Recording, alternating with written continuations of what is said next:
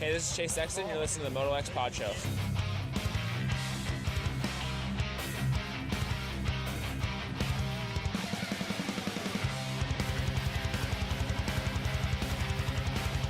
What's up, you guys? Jeremy McElrath here. You are listening to MotoXpod show.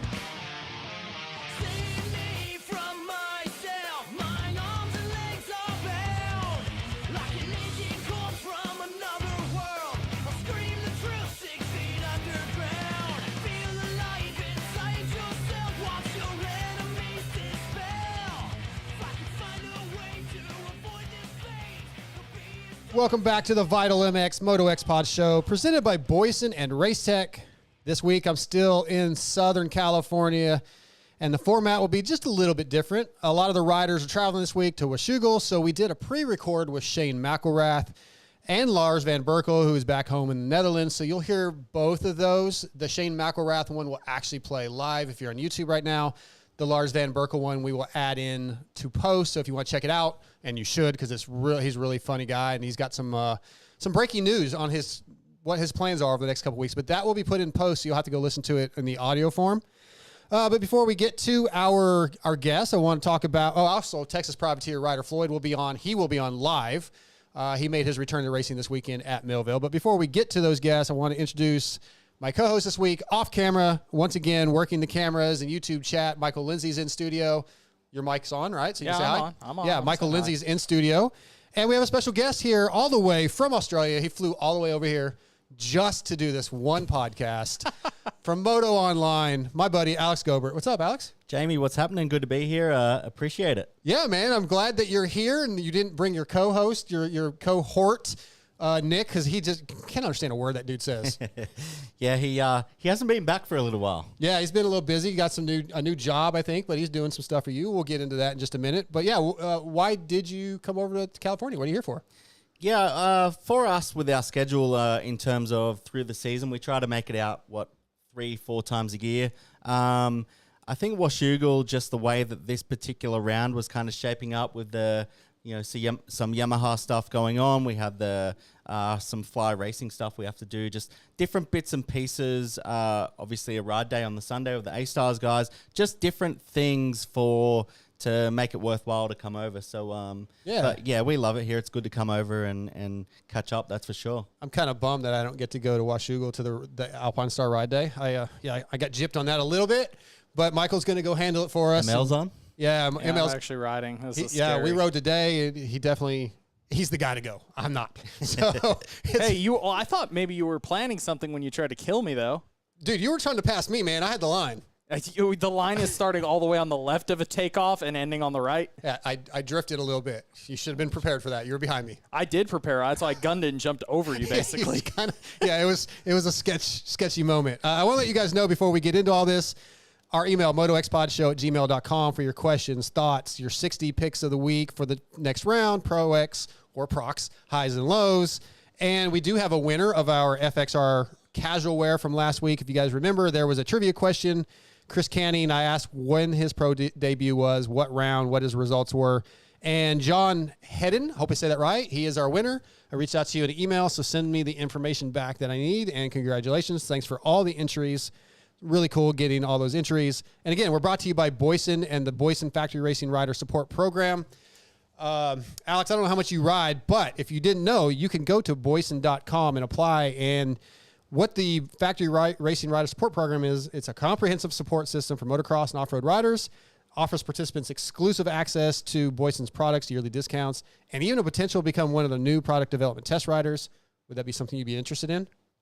Sounds like it's all you. Do you get much riding in yourself? No, I used to ride a lot more, but yeah, these days definitely not really whatsoever. I don't know. It just came to a point one year I was doing a test, and I was like, you know what? I think I'm done. I'm going to concentrate on this stuff and leave the testing to the guys that probably know what they're doing that little bit more. All right. Well, for those of you that are interested, boyson.com, apply today. So one of the things I want to talk to you about, Alex, is with Moto Online, you guys are covering the OzX Series, U.S. Motocross, World Supercross, pretty much everything that's going on, MXGPs. How does that work for you over there? How many people do you have working for you? And, what are the big storylines from the Aussie side? Yeah, so for us, in terms of Moto Online, I actually started it back in 2009. Listen, don't give all your info away because I know ML has a plan to do a one-on-one with you. So don't give all your details. Yeah, I won't. So basically how it kind of happened is in Australia, it's .com.au. We acquired the .com domain just before 2020. So what that did was really elevate the purpose for us to do US content. So what I would say is our marquee type content is definitely the Australian series, and then also the US series in terms of the .com is really important to us. We're very active within this market. Obviously, we post content based around the US time schedules, a lot of late nights, a lot of all-nighters pretty much from Australia. But then, yeah, as you said, we also touch on the MXGP. We touch on the World Supercross. The Australian website has some off-road stuff as well. But yeah, so 2 platforms, got the AU, we got the .com, and that one's primarily for US purposes. And how many employees, how many people do you have covering all this? Because obviously with the time difference, it could be the middle of the night when some of these races are going on over here for you, and you still have to get up content pretty quick. How does that work? Yeah, so the backbone of the business is basically as well, I operate Foremost Media, which is an agency. That came after I started Moto Online. It was just kind of a bit of a purpose that I guess people wanted us to write press releases. As social media came on, we got into that little bit more. So yeah, that's what probably, I guess, underlines the business. We have 4 to 7 people operating on any given weekend.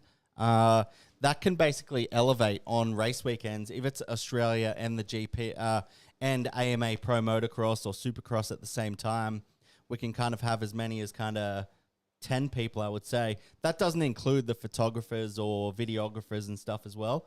So yeah, we have a lot of help. We have a lot of good people, a lot of guest systems and structure in place. And yeah, it's Australia is going really, really well. You know, it's kind of, we really push the sport hard over there, where the US stuff, we're building in that. It's year 4 here now. And we just love that side of it.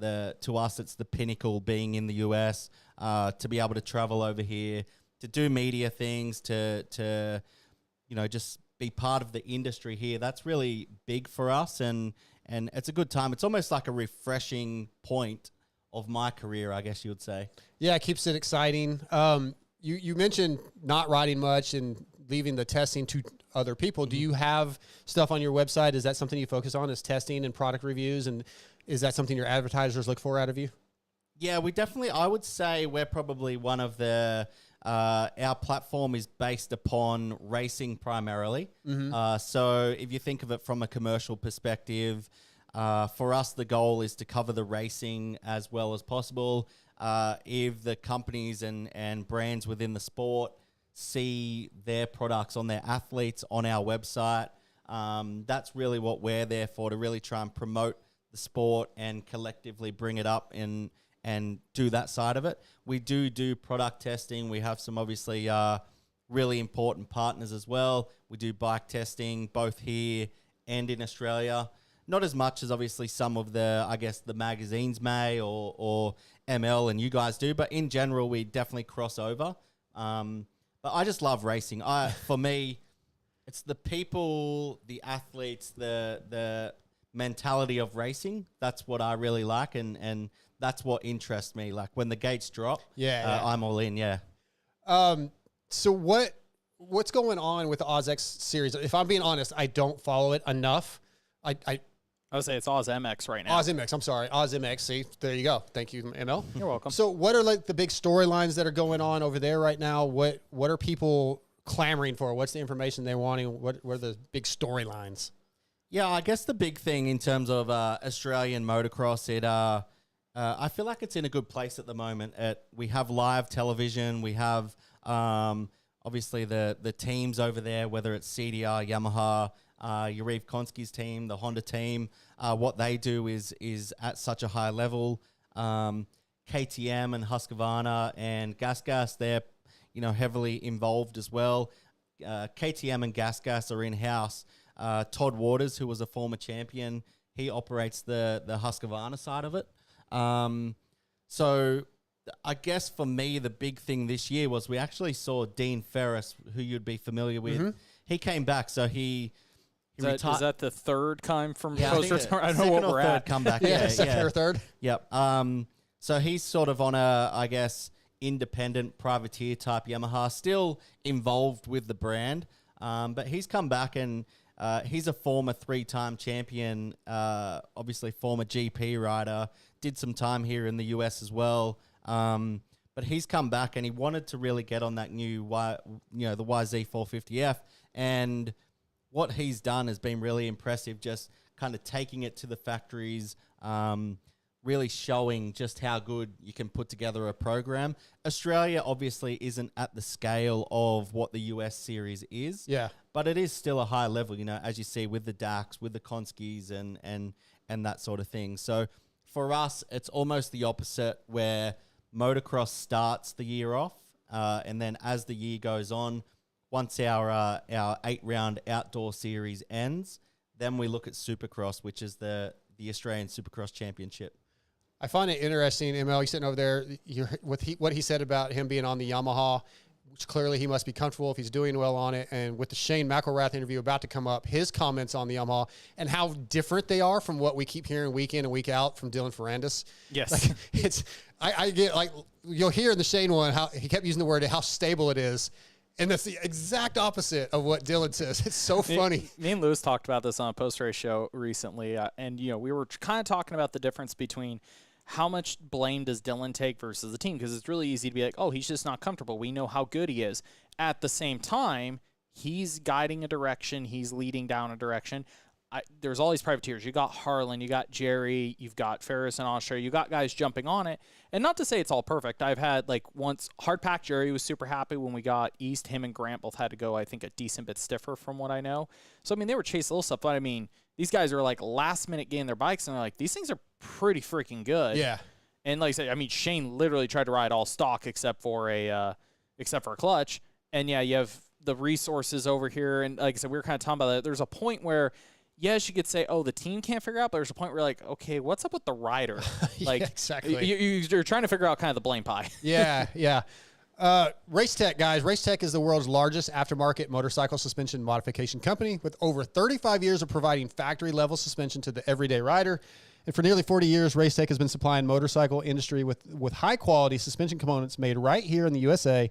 From modern to vintage, Racetech is your go-to source for suspension performance. Hit up racetech.com, find your local service center, get in there. They will make your stuff better. They can redo it, new fluids, maybe some shims, whatever you need, help you set your sag if you need help with that. But get to your local service center. Racetech.com will help you with that. We appreciate them being a presenting sponsor of the MotoXpod show. And yeah, Alex, go back to the Australian series and Moto Online.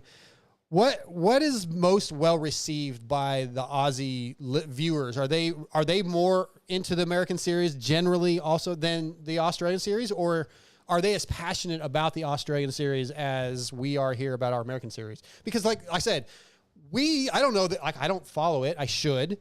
So I don't have the passion for the Aussie side as I should with the American side. And I wonder if that's the same over there.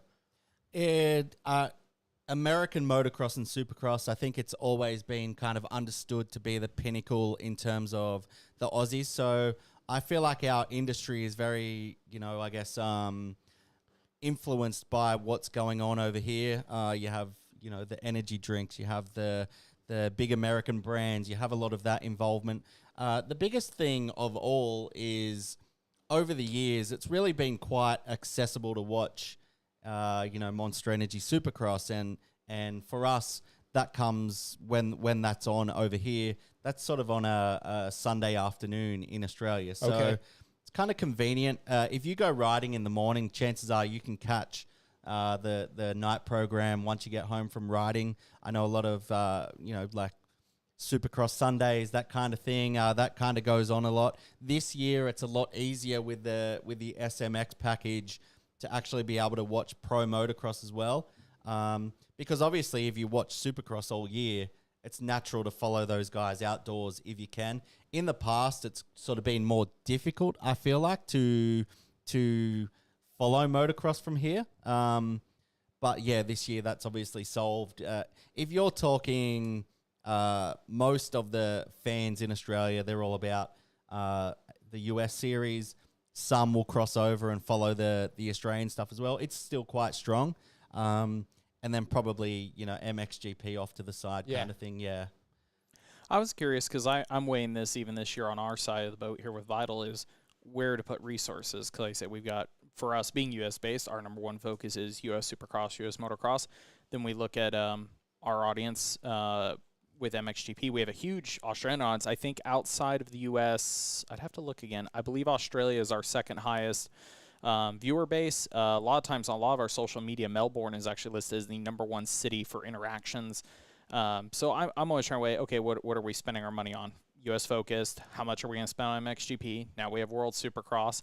And then, what do we have left over to post, even if it's just a little written piece here or there between Canada, Australia, different stuff. It's easy. It's on one hand, it's like, oh, there's a lot of racing. There's a lot of stuff for us to work on. That sounds great on paper until you actually have to divide the time, the resources, the money. Yeah. And very simply, just because you create a lot of content doesn't mean a lot of people are going to look at it. In theory, you're like, oh, the more we put out, the better. But at some point, you also have to draw a line and go, there is literally too much stuff here for anybody to digest reasonably. So what's it been like for you this year as more and more stuff pops up? Divide and conquer, or have you chose more to focus on what you know is going to pay off?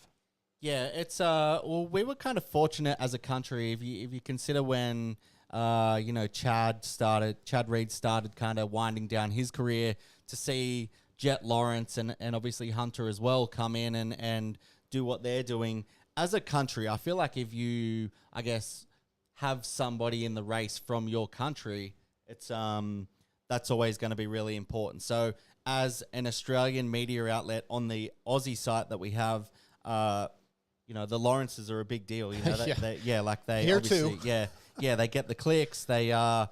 I wouldn't quite say it's kind of moves the needle like Chad Reed did at certain stages of his career. But for us, in terms of how we approach it, the Australian site is very much based on the Australian industry, what's of value to the people within our sport, and then we'll basically sprinkle in the Lawrences, Mitch Evans, those kind of guys. For our US platform, it's very much based around the US and what's going on here. So you may not see, for example, you won't see a Pierce Brown really on our .com.au. You'll see, the Australian guys only on the Australian site, and that's it. We do the reports, obviously. That's always important, and some of it crosses over to the different websites too. In terms of how we cover MXGP or World Supercross, even we really try and choose our battles and pick our battles. So if it's Jeffrey Hurling's re-signing or guys are injured or coming back, we'll cover that. But for example, if it's a lower ranking guy or that sort of thing, it probably won't get. It's not really our space. So Sure. That's how we do it. But like you said, it is very difficult. Where do you spend the money? Where do you put the time? What does the audience want? That's always important for sure. Do you see WSX for you moving? Like I think of for us, so U.S. Supercross, motocross is gonna move the needle the most. We're gonna get the most views. GP stuff does pretty good for us, especially bringing on Lewis this year. Having somebody that's got a background in GP coverage that has helped bolster that a lot. Same thing just with streaming packages. Our U.S. audience, our forum audience, is getting more into GPs. World Supercross has been a mixed bag. It's doing okay, but I wouldn't say amazing. I think of it from our end, we have some familiar faces, but it feels kind of like second-tier Supercross when it's running the same time as our series. It definitely will do better later in the season when it's the only thing running. You have two major Aussie teams with Dak and Urive over there, similar to having the Lawrence's race here. Do you feel like having kind of some homegrown talent and team ownership in that series, is that helping move the needle at all for your viewership, or do you feel like it kind of falls into the category where I'm saying where it's like, the viewers are looking as like, I've seen these guys race. Like, where do you see it going for your viewership? Yeah, I mean, in theory, you would think that would be the case. But for us, just realistically, so what we kind of divide it in is what races are we going to take the time to report on it as live? So as social media is happening, we're getting fed content from the track. We're updating social media as it happens. We're doing results on the website live as it happens. We have a thing called Race Feed. We do the race report straight after. We have our feature content during the week based upon that particular event. We only do that for the Australian series on the AU site and the US series on the .com. So our MXGP and our World Supercross coverage, it's basically the race happens. Obviously, we're engaged in it because, like you guys, we're fans. We're interested to see what happens, but we don't necessarily have the resources of a photographer feeding us images as it happens. We're not tweeting or doing any of that thing to do with it. It's basically a post-race report. Do what we can at that point, and hope for the best. Really, it's. I don't feel like the series isn't at a level at this point to really justify us going above and beyond. One, it's at a very late time of the evening in Australia for when it is. And two, like you said, when the opening round of WSX was on, we were very busy with Redbud at the time. So just like you guys, for example, if there's an Aussie race on and there's a US race on, we're just all systems go. Like, we're literally working across both series. We have separate people working across both series as well.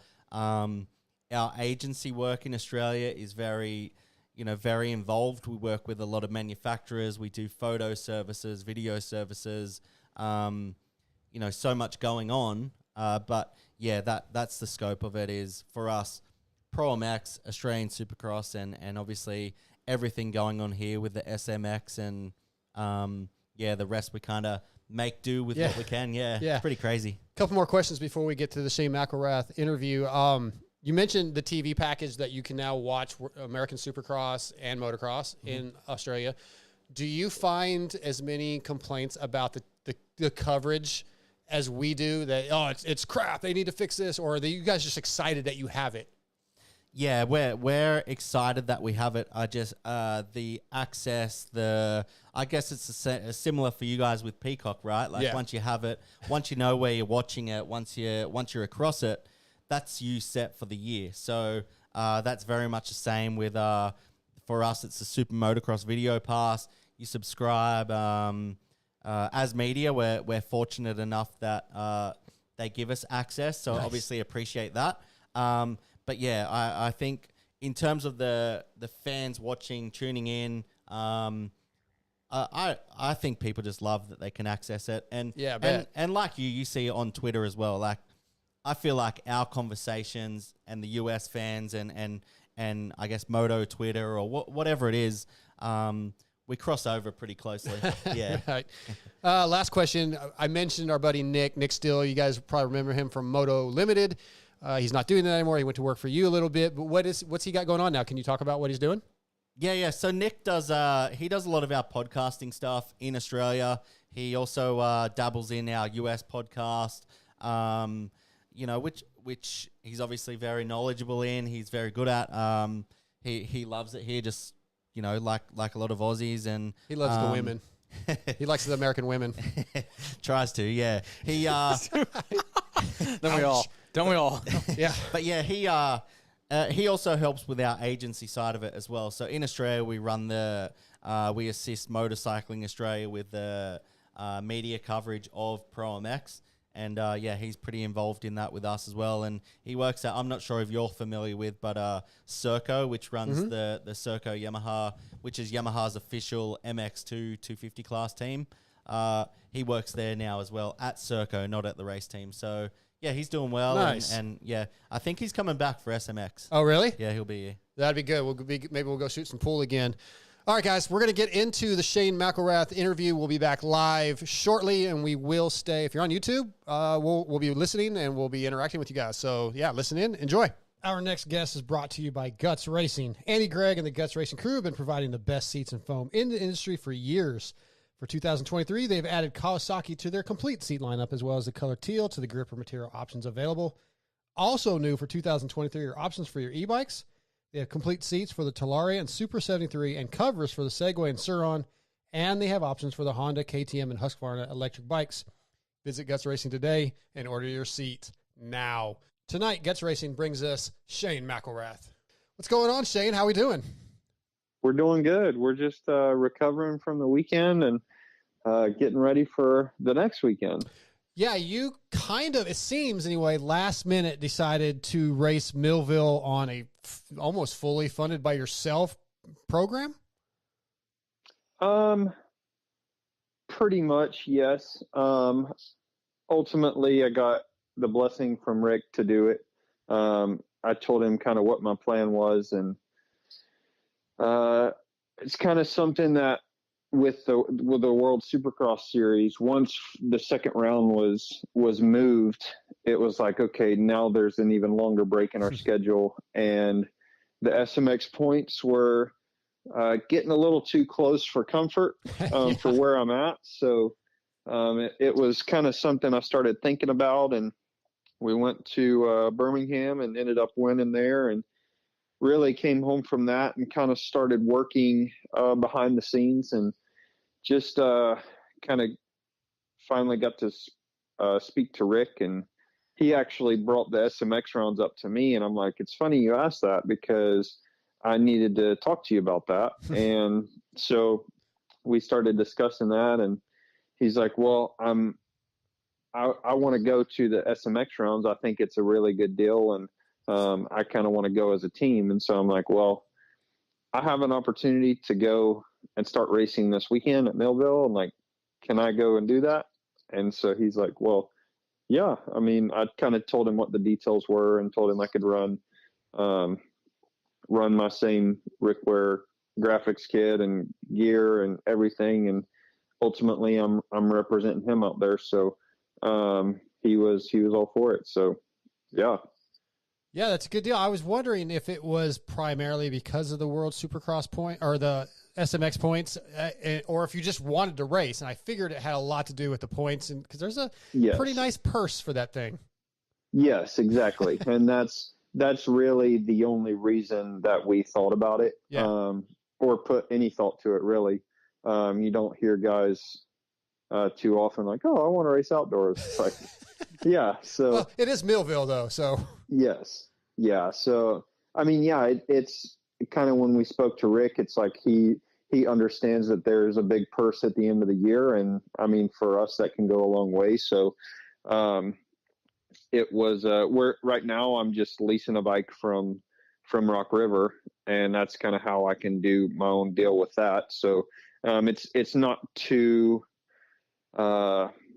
it's not really that expensive to do that. It's just honestly travel is the biggest expense for that. And this weekend, I went down and destroyed the bike. So I got to pay to fix that. So yeah. And then like a practice bike, I ended up just going and buying a practice bike. And obviously it hurts a little bit, but it's like, okay, we'll buy the bike and we'll ride it for a little bit, put a little bit of time on it, and then just sell it at the end and get most of our money back whenever it's all said and done. So it is an investment, but it's also not a huge investment either. So that was kind of why we were willing to do it like we did. And yeah, hopefully it works out. Yeah. And so you do have two bikes. You have a practice bike and then the race bike. You're not having to share bikes. Correct. Yeah. That's good. Yeah. I noticed that obviously you were under not the main Rock River tent, but they had you right there off to the side. So are they supporting with just helping with the bike, or are they giving you support in other manners? Well, it kind of depended on how I wanted to do it. They were really open arms when I called Bobby Fischer about it. And we spoke this year before Supercross.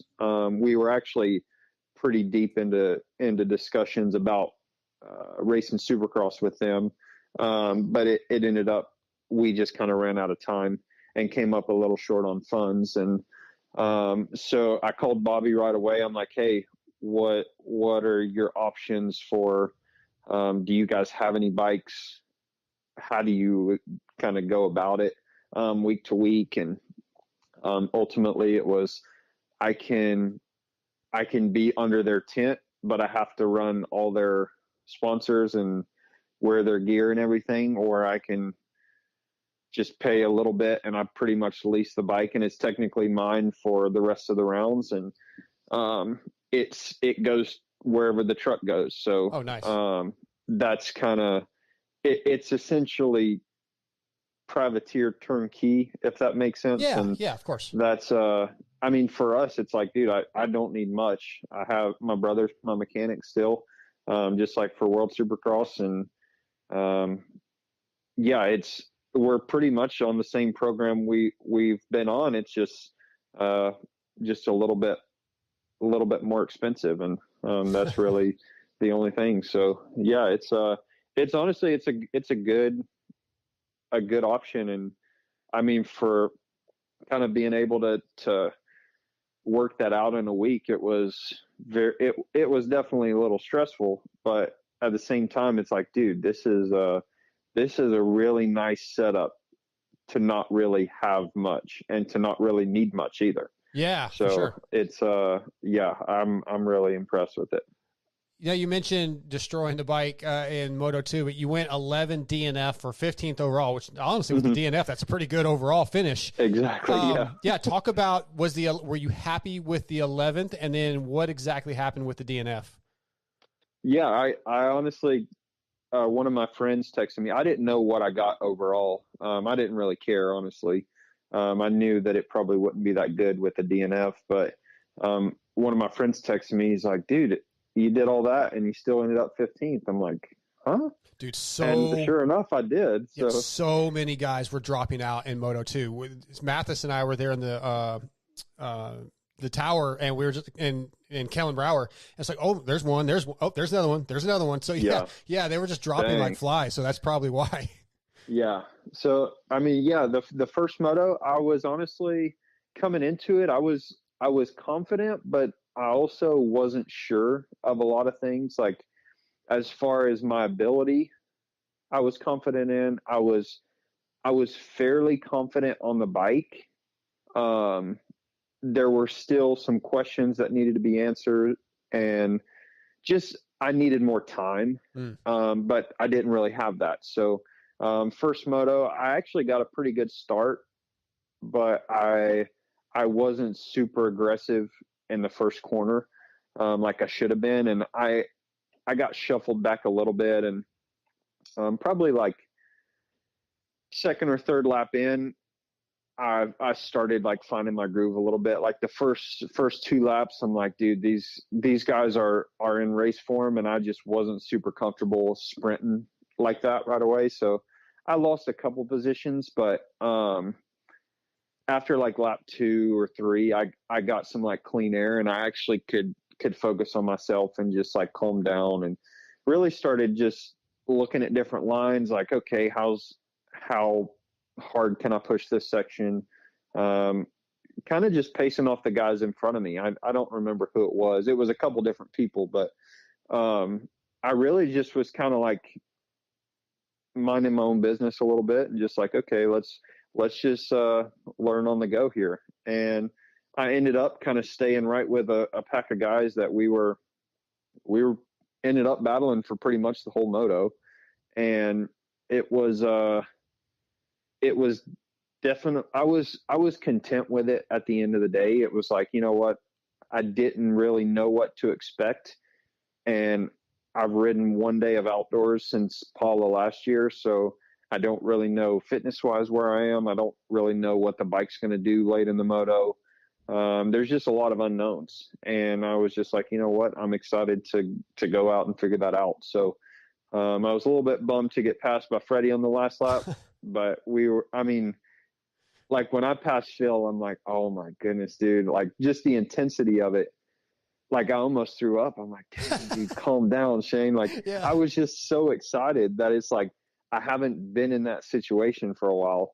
And yeah, Freddie ended up getting me a couple laps later, and I was like, all right, you know what? I'm fine with that. There's nobody else behind me right now. And Jet was lapping me like right at the top of the hill, and so I pulled out of the way for him. And seeing that there was nobody else there, I'm like, you know what? I'm good with this right here. Mm-hmm.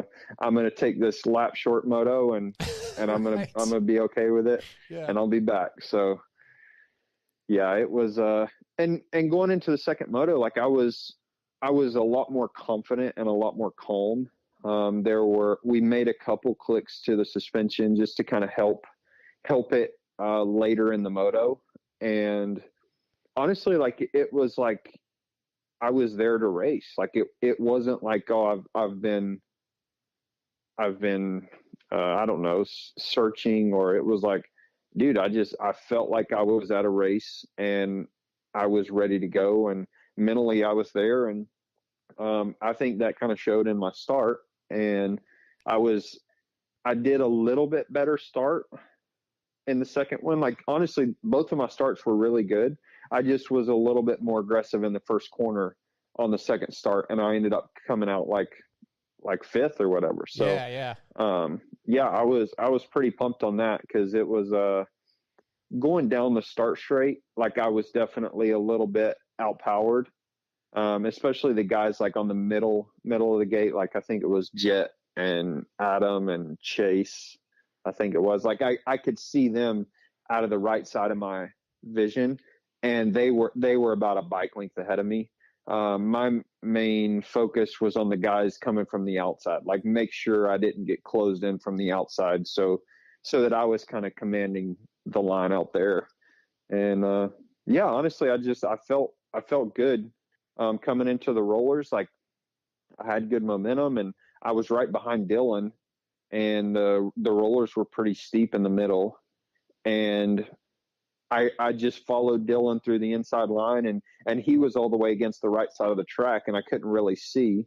So I went to go over to the left side of the rollers where it was like a little bit safer over there, and I could see. And when I cut across, I caught one of the faces of them. They were just super steep, and it just gave me a little bit of a kick because I hit it crooked, and then I left the ground, and I landed right in the face of the next one and went back the other way and back the other way. And I'm like, no, hold on to it. Yeah. And finally I got kind of over to the left side of the track, but I was pretty far sideways at that point. And then I think it was Master Pull that like kind of hit my bike and took it out from under me a little bit. And, which I was already on my way down, but, yeah, it was just, it was crazy because it's like, dude, I don't feel like I was like pushing it too hard. It was just kind of like, I mean, that was, yeah, just kind of on me for Just one of those trying racing to things. switch lines that quick. And I mean, we could see it on TV. Well, I seen it on TV like a couple laps later. I mean, Jet had some like big kicks in the rollers, and because they're honestly like not super big. They just get so cupped out in the face that it's like you can't stay on the gas through them because it just unloads the bike so quick. And yeah, that's what happened. And I was pretty disappointed in it because it's not normally me to like crash in the rollers or crash in the whoops. Like I feel like I'm pretty strong in those sections, but then again, it's like, okay, well, I mean, could the bike be blamed? Maybe.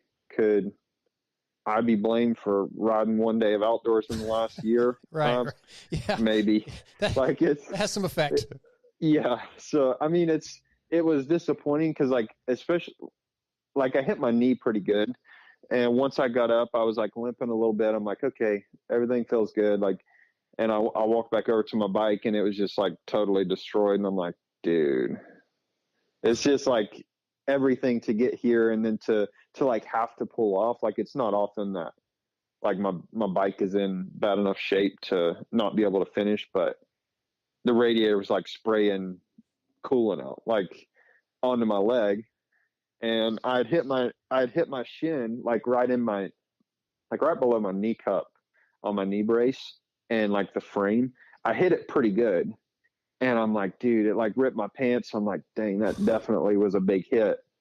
And so I'm like limping, but then like on my way back, the bike was spraying coolant on my whole leg. So like my boot and my pants and everything was like wet and warm. I'm like, shoot, man, is that coolant or is it blood? Or like I couldn't see in there.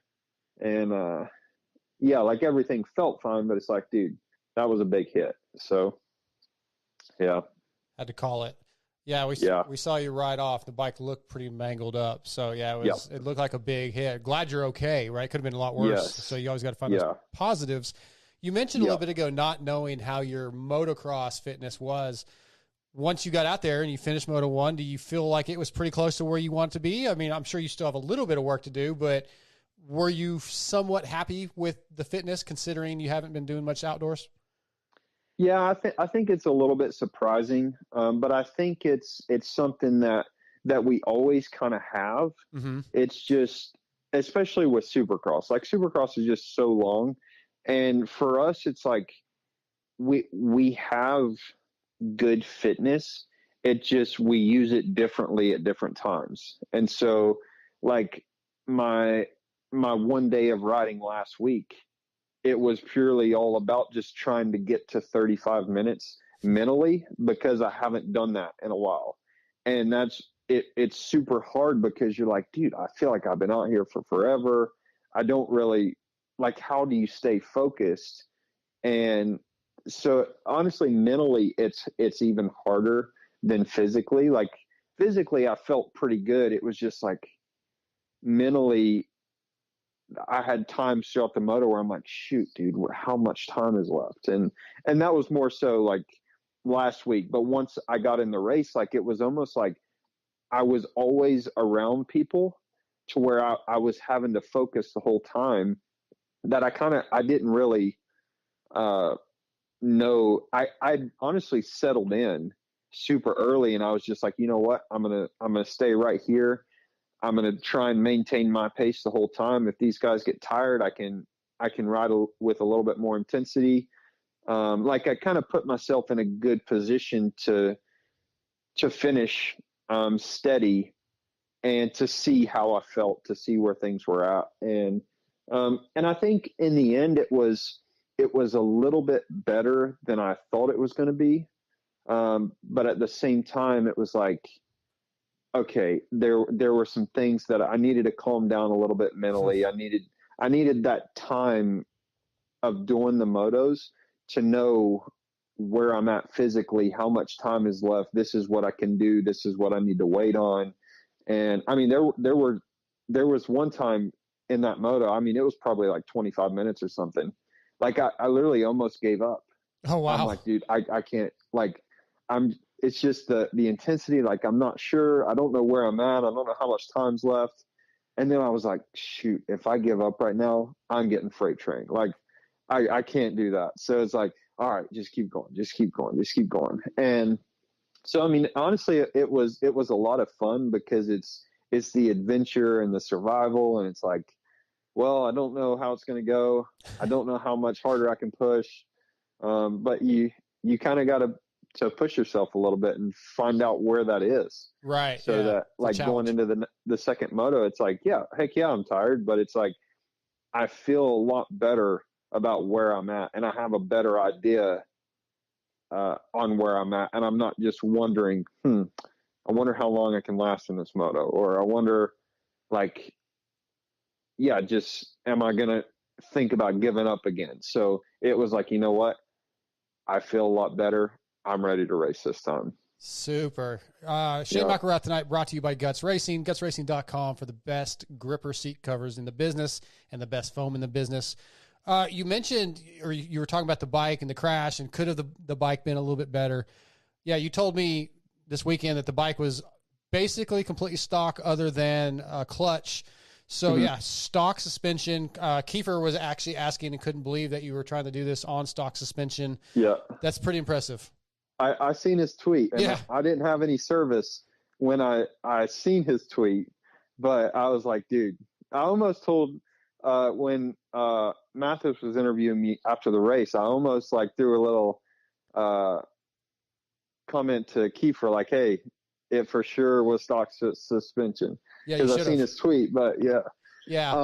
So it was before I even got on the bike. I called Matt at Active Ride, and I'm like, hey, I'm thinking about getting a bike.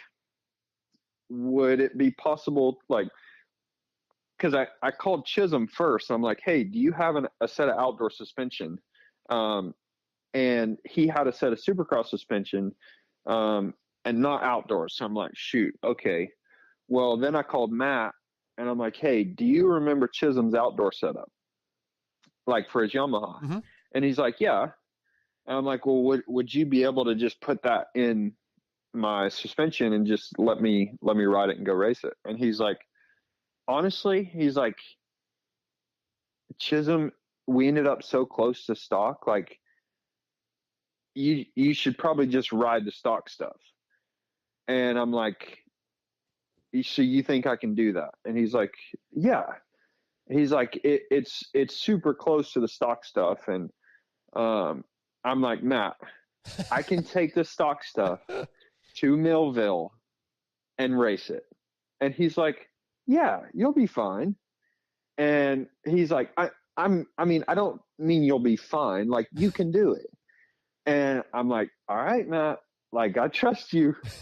And so it was like, okay, I'll try it. So I got my bike. And he actually came to the track the day that I rode last week. And, which, like, the HEP guys were going to ride, but it ended up raining. And so we only rode the turn track. So Matt pretty much kind of came out and nobody else was riding. And so I'm like, Matt, so you're telling me I have you all to myself today? And he's like, well, I don't have anything else to do. I'm just like, all right, so where should I set my sag? I'm not sure. Let's just check it. And I think we started at 102. And I was like, that's fine. Leave it there. And I was like, where should I set my fork height? He's like, don't touch it. Just ride it. And which they came out of the box. Like, one of them was at like 6.5, and one was at 7 or something, or maybe 5.5. And I was like, told my brother, like, let's just set them both at 6. We'll just ride it there. And didn't even touch the clickers, nothing. Like, Matt, do you want to see where any of this is at? Like, do you want to set it anywhere? No, just go ride it. And, like, just give feedback. I'm like, okay, I'm going to do that. And I just started riding, and honestly, right away, I'm like, dang, this thing feels good. Because I have ridden the turn track a couple times, but only on my Supercross suspension. So it's like, this is the first time I've ridden this track with outdoor stuff. And I'm like, dang, this feels pretty good. And just started getting more and more comfortable. Had a couple comments after riding it for a little while, and honestly made like probably two clicker adjustments. Like, we sped the rebound up in the forks once, and we softened the low speed on the shock once, and that was it. And it was like, okay, yeah, that feels pretty good. And so we go to the race, like, have my brother just write down where the clickers were. I still didn't even know. It was just like, we didn't check them. Right. And it was like, I just told my brother, make sure that they're set equally and check them. And so he wrote them down. We took them to the race and put them on that bike there. And I set my sag a little bit lower on the race bike, just to because that suspension was a little bit more broken in, and I wanted it to be a little bit more stable in the straight line. And I ended up getting to ride press day. Yep. And so that bike kind of came, it was ready to go. And so press day, we go out, like, we're kind of hustling to get the bike ready, get the graphics on, make sure it's ready to go out for press day. And I pull up to, like, the riding session at press like a minute before they take off. And, like, we pull up to the start, and my brother gets his pad out. I'm like, hey, let's set the clickers real quick. Cause we only set sag. We didn't set any of the clickers. And so he sets them real quick and we go out, and I'm like, dude, this thing feels so good. Like, it was just super stable, and like rode, like had a blast and just filling it out, and get back to the truck. I'm like, dude, I actually ran my steering a little bit stiffer than normal, mainly because we didn't have time to loosen it. But I'm like, you know what? It's not bad. Like, I'll just run it. And I get out on the track. I'm like, dude, I've never ridden a bike here that has been this stable in these straights. That's awesome. And so we get back to the truck, and we're just like debriefing, and I go to look at my fork travel, and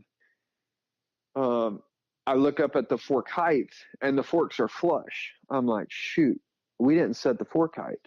And so I ended up going from 6 mil to flush, and I'm like, okay, well, you know what? I'm going to leave that there for tomorrow because it felt good. But the problem was, we didn't realize until afterwards, like the new 450 fork has a built-in adjuster screw on top of the fork, and the left fork had that on there and the right fork didn't.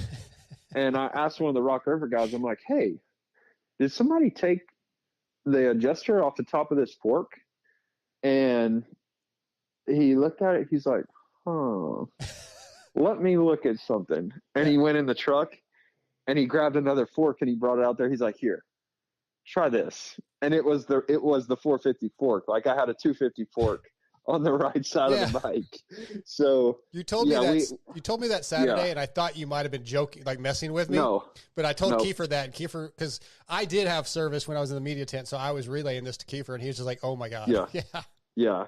So I mean, we did have a couple, like fire drills, but honestly, it was fine. And so we put that, like my compression was pretty closed off at that point.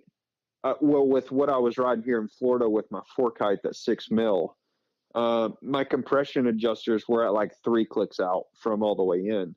And once we put the other 450 fork on there, I backed it out softer a little bit, also with running my fork height were at flush. So for the next day, we set the sag, and because it was a new shock the day before, and I think it was at like 103 or 105 after. I think it was 105 actually, after it got broke in. And I'm like, you know what? I'm going to leave it there.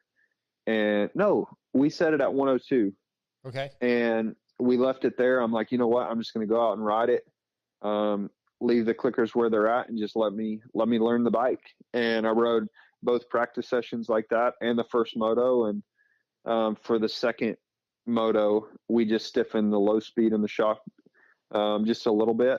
And I mean, I literally couldn't believe how good it was.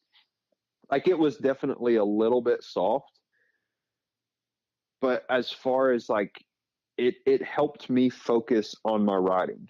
And it's like, you know what, I'm not comfortable pushing the bike yet anyway, because I don't know it that well. But as far as learning it on the fly, like I felt so good and so comfortable, and like my confidence just continued to grow each lap, like throughout the first moto, that it's like, dude, I can ride the power aggressive. It has good power. Like, I'm on the stock gearing, and it's just like, dude, I can't believe that this bike is completely stock. Like, never in a million years would I have thought that I could be halfway competitive on something like that. And That's really impressive. Yes. I'm still super excited about it. I bet. A couple more questions for you. Yep. Just going from Suzuki and Supercross to Yamaha, is there anything in particular that you like better about one or the other for each? Like, what are the highlights for each bike? How about that? Well, it's something that I've kind of learned really over the last couple of years in riding different brands and riding different bikes, is each bike is designed to do things differently. and each bike requires different setups to do things differently. And that's what I've really struggled with in the past, is like, I know a feeling I'm searching for, and I try to set a bike up to find that, but some bikes don't work as good with one specific setup as other bikes would. And so, like during Supercross, I kept searching and searching and searching, and like the Suzuki, I kept trying to get weight off the front end because it just felt like the front was always so heavy.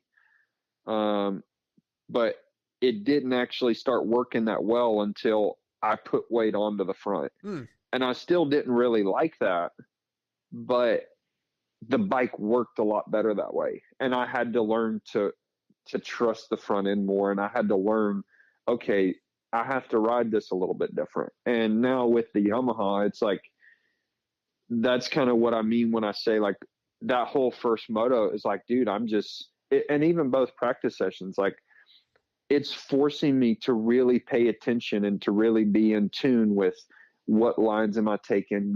What is the bike doing?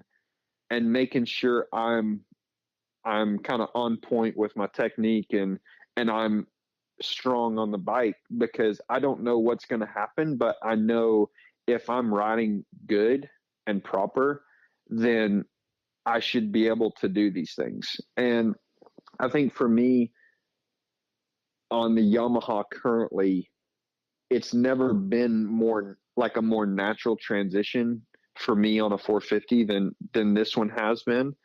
And yeah, I mean, like the Suzuki, a lot of people have said that it turns really well, and it honestly does. Like that's one of the things where you put some weight on the front, it's like, dude, the thing will turn on a dime, and it's almost automatic.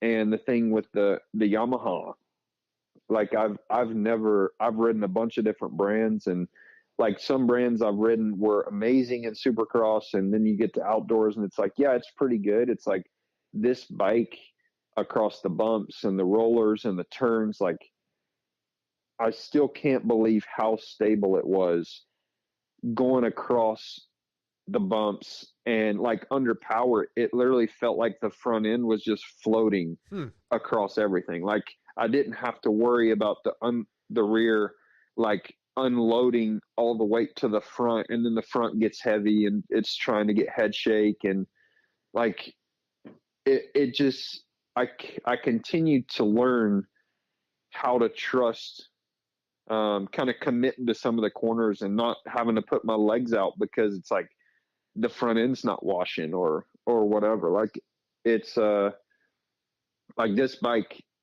I'm really interested to hopefully ride it on Supercross sometime. Yeah. Because like as far as whoops go, the thing I really learned this weekend is like I've ridden it with quite a few different sags, anywhere from like 102 to 106, and the bike is still consistent at different sags. And that's something you don't find with a lot of different bikes, is like it has some room to set it up for different people, I feel like.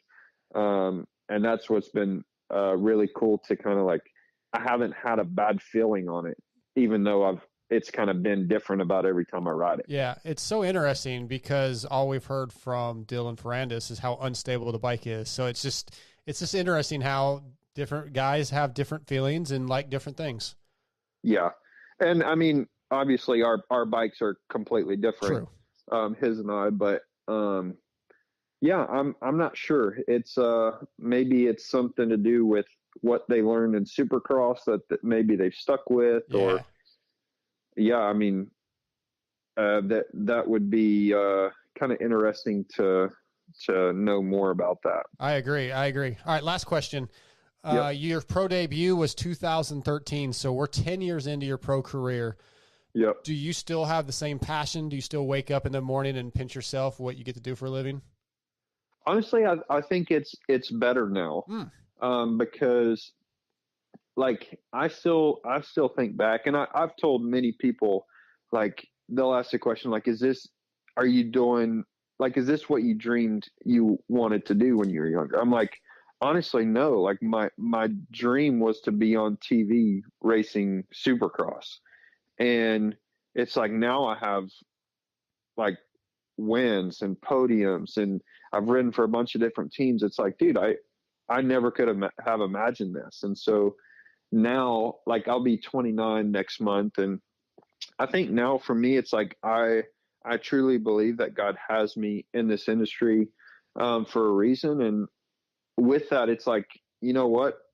I'm here until it's put on my heart or I'm told to go elsewhere. And so it's like, I love the challenge, and I love, as hard as it is going to different teams, it's like, I love meeting people. I mean, I love working alongside people. And it's like, if I can be an example and if I can be a light to those around me, it's like, what better way to do that than to jump around to different teams. And I'm not saying I do that on purpose by any means, but that's really kind of where we're at right now. And I think now with where I'm at in life, it's like I embrace where I'm at, and it's like, how do I do this the best that I can? And that's where, for me, it's like, yeah, there's times where I've made good money, times where I haven't made much money, and a little bit of everything in between. And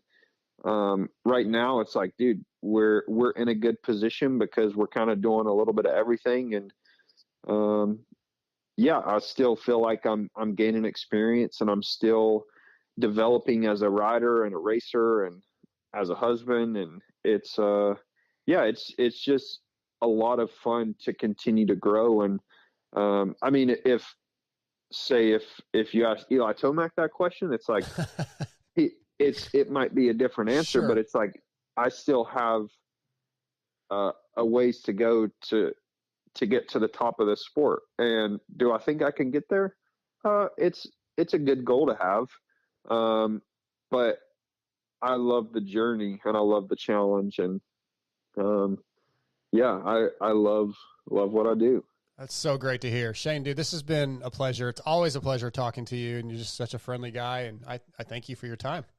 Yes, sir. I appreciate you for having me on. And will you be at Washougal? No, ML will be at that one. I don't Okay. know that I'm going to any more this year, honestly. So that might be it for me. What about SMX? Yeah, I think I'll be at least one of those. So for sure. Yeah. Okay. Well, then I'll see you at SMX. Sounds good. Will you stay safe? Continue to get better on that Yamaha, and I want to watch your results. No more DNFs. Yes, sir. That's yes, I agree. All right, man. Yeah. Take care, and thank All you right. again. All right. Yes, sir. Thank you. All right, bye. Bye-bye.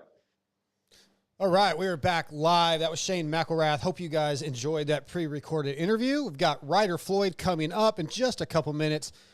As I work on getting him on the phone, I want to bring up a topic. You listened to Pulp this week.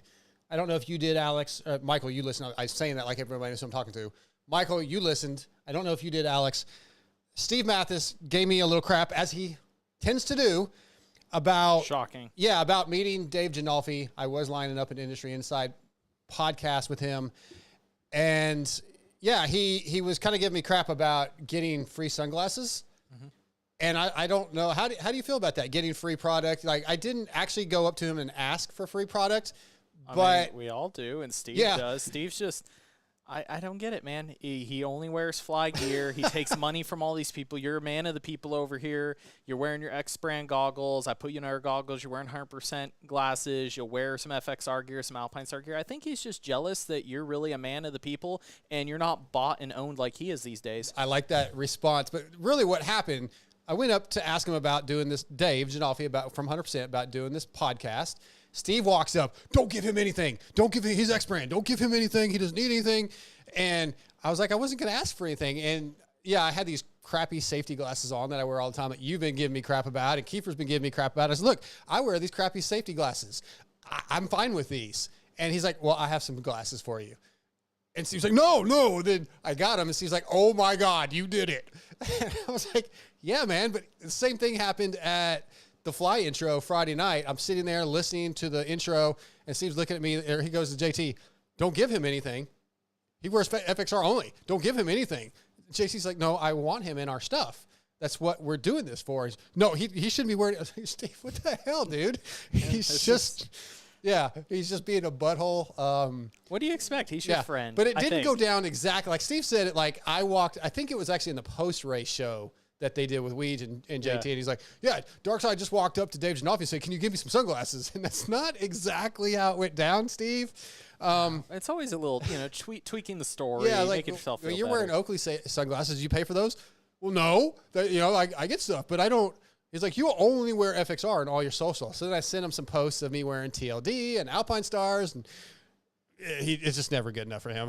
Never good enough. So I want it might take a couple of years. Yeah. And speaking of FXR is designed by racers for racers with industry-leading fit, finish, and performance. Progression is the name of the game with every new piece created. At FXR, we push our brand to the next level to provide you with the best products possible. So visit fxrracing.com to see the numerous gear lines and colorways, as well as their snow lines and lifestyle casual wear. Tonight, 6D be on in a minute. FXR, I did that last week. FXR brings us Texas privateer Ryder Floyd. What's up, buddy? What's going on, Darkside? Thank you for having me on. Yeah, man. I'm glad that you're back at the races. It feels like it's been an eternity. Yeah, man. You've had some injuries that you've had to be. Yeah, I think in 22 you broke your foot, like the metatarsals, and yep. And then another foot injury last year. Yeah, yeah. Tell us what happened and how the recovery's been, because it's been a while. Yeah. No, I'll say this. I definitely I'm walking a little slower now these days. So. But no, I had the foot injury in 2022. Broke my foot. Right before the starter. For the East Coast, and it was a bummer. This sport, especially Supercross, it's pretty ruthless. Everything happened super fast, and so I was cut short with the 2022 stuff, but I was able to make it back for a few rounds of the outdoor series last year. Kind of coming off the couch from the injury, and really the focus was for Supercross in 2023. So I did a few outdoors last year just to kind of try to get going again, because it had been so long, since I had raced, especially at that level. And so, coming into the 2023 season, the off season was super, super awesome. Had a lot of fun. Actually was able to go back up to MTF and spend some time up there, and started working with a new suspension company, States Racing, Clint States. And it was, it was really, really good. I had a lot of fun. Got to ride with the guys at MTF, and got to ride with the Star guys some, and it was super eye-opening, and a lot was learned. And then on the last day there, I made a small mistake and crashed. And actually, I didn't think I broke my foot, to be honest with you. I was in a lot of pain. I'd sprained some ankles before, and so that's honestly what it felt like at the very beginning. And of course, I didn't want to believe that I was hurt sure. again, and so I came back from MTF and just iced it and watched the swelling, and I didn't have a lot of swelling or anything. And I was able to kind of limp around, and so basically kind of made the call to take off 2 weeks and then go to Houston and start racing, because that to me was like the number one. I wanted to be at the races, especially at the Supercross races, so badly after missing last year and having a good off season. I've got a couple of really good guys to ride with here in Texas. John Short has been around me for a long time, right. And so. So went to Houston, and I actually raced and made the night. Well, I made the night show. Super surprisingly, I was out there in a lot of pain, and after the night show, after the heat race, I kind of made the decision to be done for the night. Hitting the whoops, I could tell that was. I didn't want it to cause another injury, and so I came back and went and seen a doctor, a foot specialist, and had imaging done. And they told me that I had a pretty severe midfoot sprain, and I was like, I was super thankful to hear the news. I was like, okay, sweet, a sprain, like I can deal with a sprain. The sprain will get better over time, and so I basically was put back in a boot and missed Tampa in hopes to make Dallas, because to be at the races was like super important, especially to me, as you said. I've missed so much racing, and it's really, really tough to miss all these races, especially when you feel like you belong out there and you want to be out there. And so I rode one more time on the Tuesday before Dallas to see if my foot was any better. And I was able to ride, but when it came to hitting the whoops, it was like I couldn't quite do it. I wasn't comfortable with it. It was causing a lot of pain. And so made the tough decision. I was like, I'm going to sit out Dallas and I'm going to go get another opinion from another foot specialist. And so I went and got another opinion and to find out that I'd broke my navicular pretty bad and it needed screws. And I was like, no freaking way. Yeah. I was like, just in disbelief, I was like, no way. And so I went and basically seen another doctor and more imaging and everything, especially after kind of going through and thinking it was a sprain. So, I had surgery on March 1st to get the navicular fixed, and the surgery, everything went super good. But yeah, it was another, breaking your foot. You're not walking or putting any weight on your foot for at least 3 months. And so kind of, yes, no, for sure. But it's, to be honest with you, I look back at these tough times like they suck to go through, but man, it has made me who I am. I've learned so much about myself and overcoming challenges and being positive. And I've got a great group of people around me that are there with me. And so, so after I got hurt and had the surgery and everything, I kind of was like, it's kind of a great reset, to be honest with you. I really, I went out, I wasn't sure exactly what my summer was going to look like. I knew that there were some big changes. I wasn't going to be on the Yamaha anymore. And I was kind of, unsure of what to do. And after I started, the healing process started and I started making some, positive gains and getting better. I was like, wanted to put something together. I've had, I feel like I haven't had quite a fair shot at the racing thing with all these injuries. And of course, in the past, I look back at some things where it's like, oh, I'll kind of, let's wait for Supercross or, let's skip out on this to, work towards this goal. And that's like how it's been in the past. And so when I got back from this injury, I was like, I want to be at the races. I don't want to be at the practice track anymore. I've been at the practice track, it feels, for so long. And so in May, when I got healthy, I actually, Kent Ryder, a really good friend of mine, and John Shorts in Texas, I spent a lot of time together. And I went over to his house and hung out with him. And basically, in May, I was able, like in middle of May, I was able to ride a pit bike around in his yard.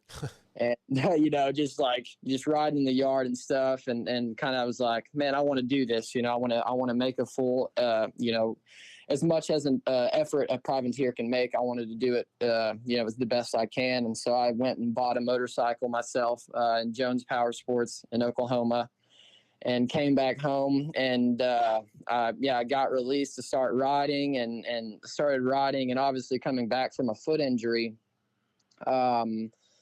I, was like kind of limited. It's like I can ride, but also I was, I'm still recovering from this injury. And so, I basically just kind of started riding again and put my own program together, kind of started from I didn't have anything. And so kind of started from the ground and went and bought a motorcycle and Clint from State Suspension. I've kept in touch with him through all this injury, and I'm so lucky. He's also part of what I've got going on. And there's obviously a good group of guys in Texas, friends of mine that I'm around that are all pitching in. Like John Short has been a super big help, helping me with anything he can. Not just on the bike training, but anything. He's always been there for me, and so kind of put together I guess you could call it a little program in the matter of a few weeks, and finally was able to make it to Millville this weekend. Super, super exciting.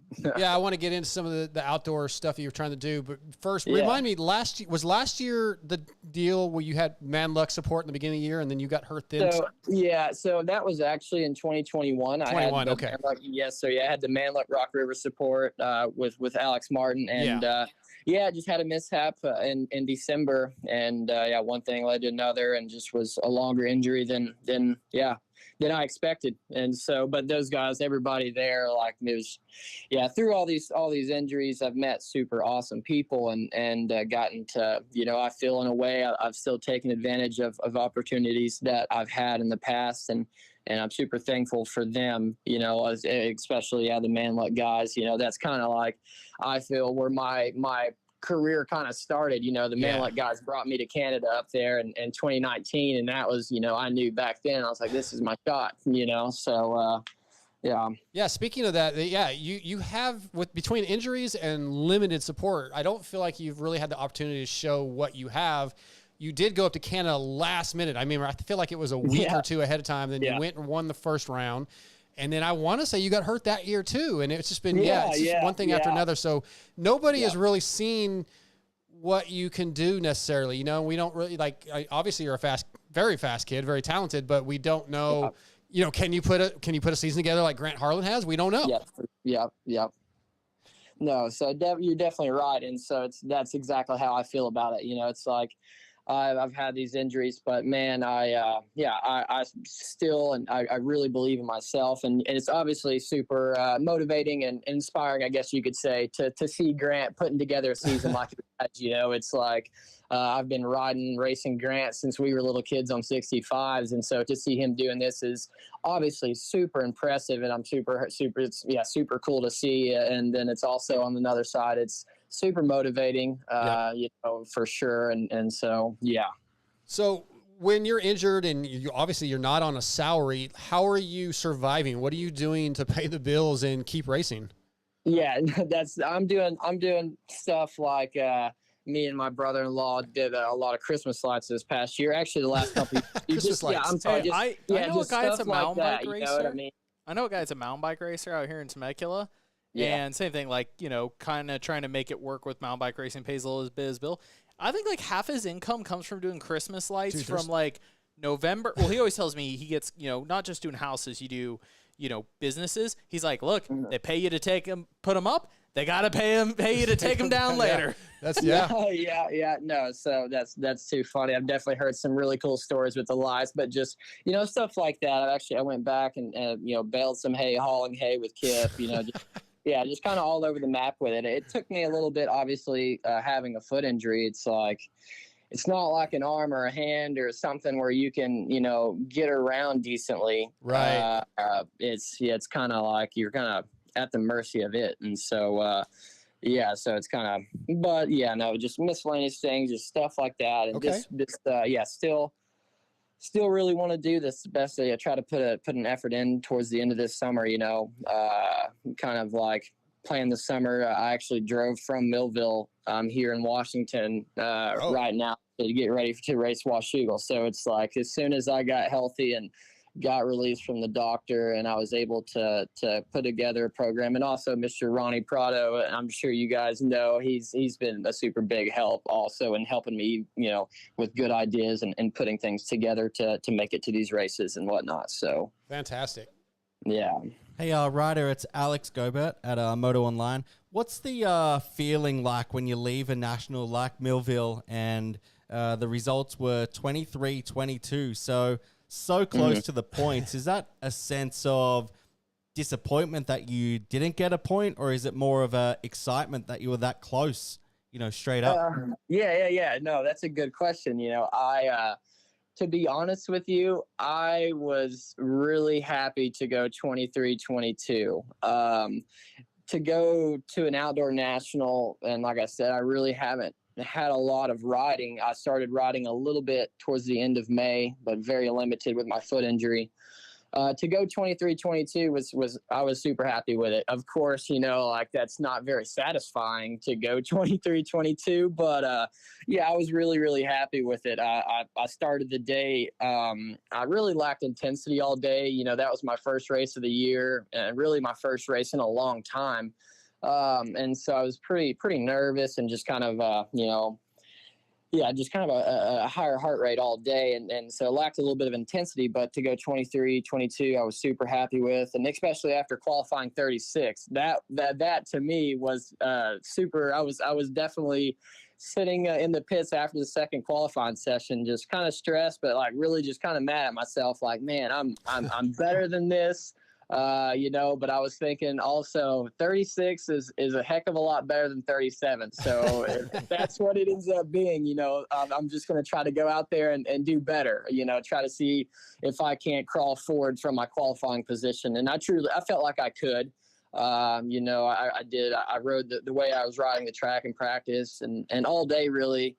It was kind of just a lack of intensity, but like I said, that was my first race in a really long time, and so to be there was a super big win already. Just coming back from this foot injury with very limited time riding, like to be at the races is just a super awesome feeling. And it's funny how different the first moto felt from the second, because go up there for the first moto and I qualified 36, and so I'm kind of towards the back, and you just nerve wracking, especially racing guys, Chase Sexton, you got Jet Lawrence on the line. Like it's pretty nerve wracking. So that first moto, I was like really nervous, and then the second moto, I actually felt way more like just at home, a lot more comfortable, and so that was like, that was another big positive for me. It was like just trying to find some comfort again at the races, because it's definitely not easy to show up at these races and just be right on form, be exactly where you're at the practice track. So No, it takes time.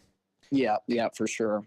Hey, Ryder, I was curious. There were some comments made this weekend about Millville about the track prep. Me personally speaking, I prefer seeing the Nationals not ripped as deep. I think the guys can move around more, but I don't know if guys have gone so used to having big, perfect ruts in every corner. Like I said, we had Dylan who was complaining, but Dylan's been complaining about a lot of things. Yeah, horrendous. So I've heard mixed opinion on the track prep. Oh, it's too fast. But like I said, from the TV side, it seems like you guys can move around more. I don't know how much you've raced Millville, but even maybe compare it to some of their national seasons you've done. And because I feel like the track prep has been changing a lot the last couple years. Did you prefer it, or was there any negatives to it for you, or? I don't really, no real negatives, to be honest with you. It was definitely in some spots, like I raced Millville last year, and I think there were some spots on the track that were a little smoother than last year and maybe a little slicker, a little looser. And then I thought there was other parts of the track that were a little rougher in a different way, but on the whole, the deep rip or the, ripping it deep or just kind of having it flat is kind of challenging, because I've definitely raced some deep tracks. I feel like through the series, it's kind of, you get a little bit of everything. You get the Colorado where the track is super rutted and it is, I guess, more of that rutted style racing. And then, then you got your tracks like Southwick and kind of how Millville was this weekend. I'm sure when we go to Ironman, there will be plenty of ruts, and I'm sure like those last three, I'm not sure exactly how they'll prep the tracks, but it kind of seems to me, even throughout the years, some of these tracks, they get deep and rutted, they prep them deep and rutted, I guess. And then some of these other tracks are maybe not quite as deep. So I really, I don't really prefer one over the other. I think more so I just try to really focus on my riding, what I'm doing around the track, ride the track as it is and not really put a lot of thought into, oh man, this sucks. Or this, because it's, as a privateer, it's not like I'm going to go and, you guys need to drop the ripper here or do this or do that. Like, thank you guys for accepting my entry. I'm glad to be here. Like, I was just thinking, ML, that's the difference in a privateer outlook and a full factory outlook. Is like, he's just happy to be there. Thank God I got in. The other guys are like, it's not perfect. It's not what I want. It's funny. Yeah, I like that. I'm just happy to be here racing my dirt bike. And speaking of that, Ryder, you told me that there was a few rounds I think you tried to get into and you didn't make the list. Was that because the program came together late and you made late entries, or was there another reason? So actually, my first day to ride a motorcycle in a backyard, literally doing circles, was May 17th, and after that, I signed up May 17th, May 18th for all the rounds. I think at the time it was High Point, High Point Redbud, all the way to Ironman. Mm-hmm. So I got denied for High Point, which I understood because it was coming up really quickly. I was told that Redbud was full too, but I was like, I'm gonna keep my fingers crossed. But I was denied for those two. And I was real patient, just kind of, obviously they have a lot of entries. And then I thought for sure I was going to get accepted for Southwick. because I thought that, I just thought I was going to get accepted. And so I'd putting everything together to get ready to make the drive. Obviously, I wanted to make the drive from Redbud to Southwick, but I was, I was willing and want to be at these races. And so I was like, I'll drive to Southwick if I'm accepted. I've kind of have it set up to where I can make it happen. And I was denied for that one. And that one was like, I felt like I needed to start, saying something and doing something, because it's like, I definitely understand that there's a lot of entries, but I was kind of getting worried about the rest of the season. It's not like there's not that many rounds left, and not that I think that I'm going to be, in the SMX or anything like that. But for me, getting the most amount of these races in this year is that's my goal. That's what I want. That's the one thing I haven't done over the last couple of years. And I've been healthy through this time of the year, through the summer, towards the end of the summer, I've been healthy, and I haven't been at these races because I've been kind of working towards a different goal of Supercross and kind of putting a full effort into that. And so, so being at these races is super important. And so I kind of reached out to a few people and was trying to figure out, I just wanted to know why I was denied. And found out obviously they are just having a lot of entries, like I think they're having around 130 entries, something like that. And so I actually messaged Steve Mathis over Instagram and just kind of told him what was going on, because I kind of felt like I wasn't getting to, really getting anywhere. And just kind of told him what was going on, and he responded right away. And he reached out to Mr. Davey Coombs. And so they told me that I was going to get the first look for Millville and Washougal, and I was like, perfect. Well, if I can get in, I'll, if I'm accepted, I'm going to be there. I guarantee you. So I got accepted, and I drove to Millville. Me and Mr. Kent Ryder. Kent went with me. It was a lot of fun. Got to race, like first time in a long time again, and a lot of guys were like, the track was smooth, the track was smooth. And I'm like, damn, that's a smooth track, that's, so it was the first one back, but it was a lot of fun. It was definitely, a familiar one. I've been there a couple times. So a couple more questions for you before we let you go. What will be a successful season for you now here on out? Is it just staying safe and getting through it? Or do you need to make points? What's going to be successful for Ryder Floyd? What's going to be successful for me for sure. Like the bottom line is seeing all these checker flags, seeing 2 flags a weekend. That's number one. And I really want to be inside that top 20, like at these races. If it's like, I felt like it was right there in front of me this past weekend. And then I felt like, to be honest, like I said, I lacked a lot of intensity. And so, number one is seeing these checker flags the rest of the season and building and learning and paying attention to what's going on around me and stuff like that. That's number one. But I do. I want to try to be in the top 20, as in, get some, just even if it's a moto, as long as I'm making positive changes though, like my, going into Washougal, if I go 22-23 again, or 23-23, I'm happy with that, but I want to better it somewhere, like even if it's a qualifying time or whatever it is, I really want to try to each weekend just make something better. And it would be nice to not qualify 36 this weekend. Sure. So have you considered at all going back up to Canada and doing any racing, or was American Pro Nationals number one?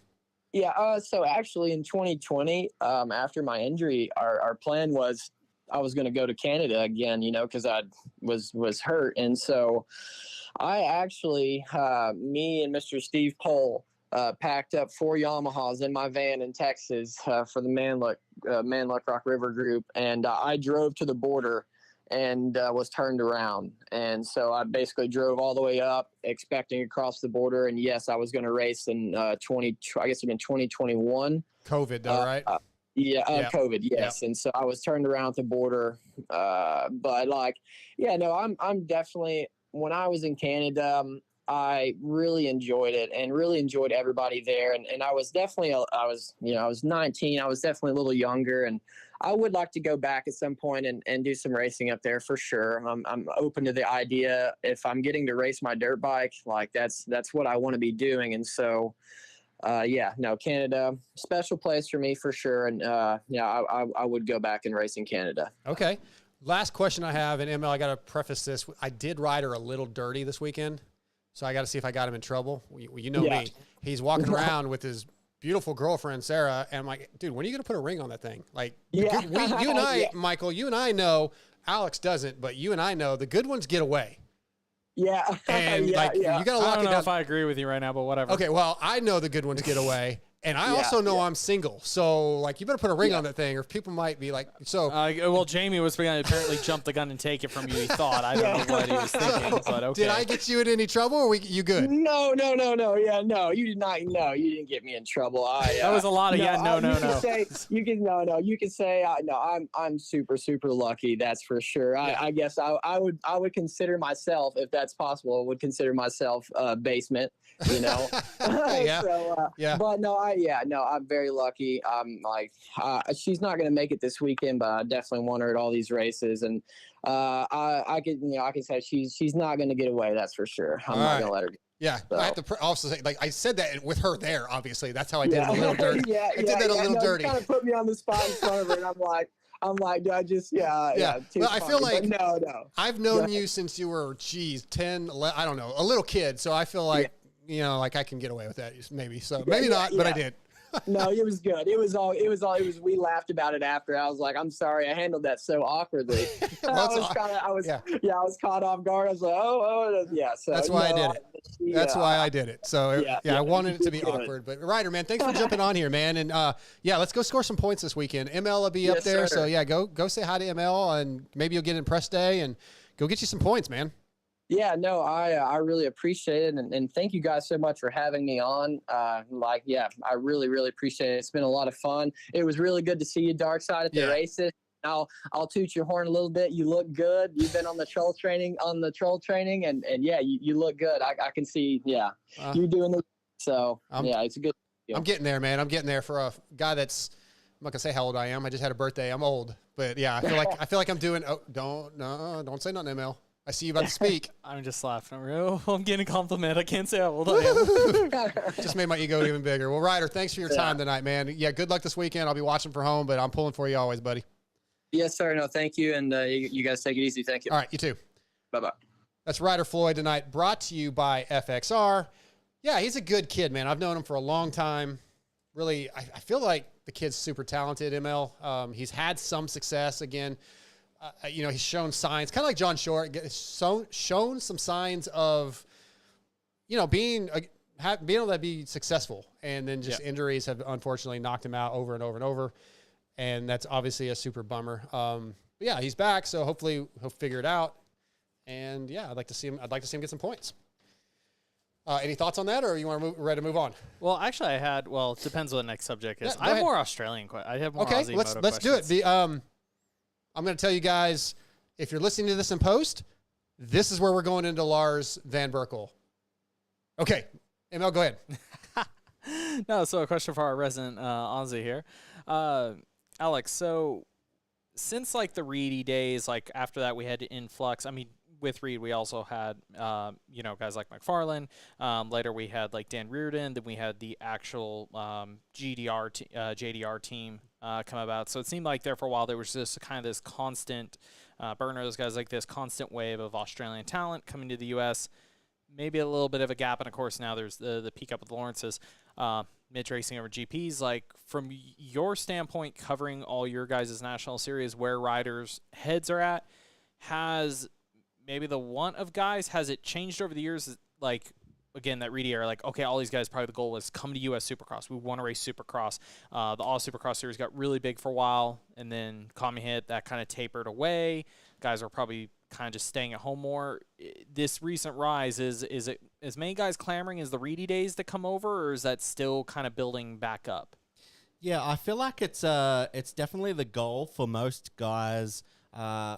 I'm not so sure they're realistic, right? So I'm not sure if they're picturing themselves to be the next Jet or Hunter Lawrence, some of the more established national level guys. But you're seeing more and more the riders want to come and at least try, like Ferris did that, during his championship run. He came over, I think it was High Point at the time, maybe. A lot of guys want to come and try their hand at pro motocross. In terms of people and the, who may be next, that type of thing, I feel like it's got to be a young guy, a young family. In history, if you look at Reed, if you look at the Lawrences, Europe seems to be, I guess, a stepping stone. It's not so easy to come straight over here and have that success. But yeah, we have some pretty good development type categories there at the moment in Australia where you can race pretty young. Caden Minear is he signed for the KTM racing team, the MX2 program in Australia. He's only 15 when the season started, so he's obviously a really good young talent. And I think it's on one hand, these young kids definitely eye America as the pinnacle, but they also need to be Supercross guys. So, because there has been quite a number of guys that don't necessarily want to be Supercross guys. So, if you don't want to ride Supercross, it's almost like GPs is your place. Well, kind of follow-up question to that, with kind of the Australian Supercross series kind of teetering in and out of like how many rounds it's had, how much importance has been put behind it, again, comparing to like the end of the Reed era when there was that really big push with Australian Supercross. I think of it even U.S. side now. It's like kids have to start earlier and earlier. So we've had Brad West, our Aussie's been over here a little bit. You have, I'm trying to think, there's a kid over here right now, KTM, really young, like 14 years old. Blair's taking care of him. Yeah, that's Minear. So he's the Caden Minear he's on the factory MX2 team at home. I believe he's going to do. We did a story on him. He's over here with Daniel Blair training at the moment. Basically trying to warm up and get some experience before Australian Supercross starts later in the year. And it's a long break in the Nationals at this point in Australia as well. So kids like him, I feel like you could potentially see somebody like him, if they came soon enough, they could almost filter into the amateur system here. Yeah. So yeah, it's that's an interesting one, but he's a direct result of the age groups going down, because at one point you couldn't turn pro until you were 16. Even some of them were staying back obviously far later than that. So if you're going to make a career overseas, you really want to you want to make those moves young, just like the Lawrences did, just like so many have before. So there's some good guys. I'm drawing a blank. I feel so bad because I met the kid. Townley introduced me. The Kiwi kid that Coppins and Townley are working with on the Yamaha. He's done some in the futures at the start of the year. Yeah. I know the kid that you are referring to. I thought he was impressive. I forget his name's not at the top of my head.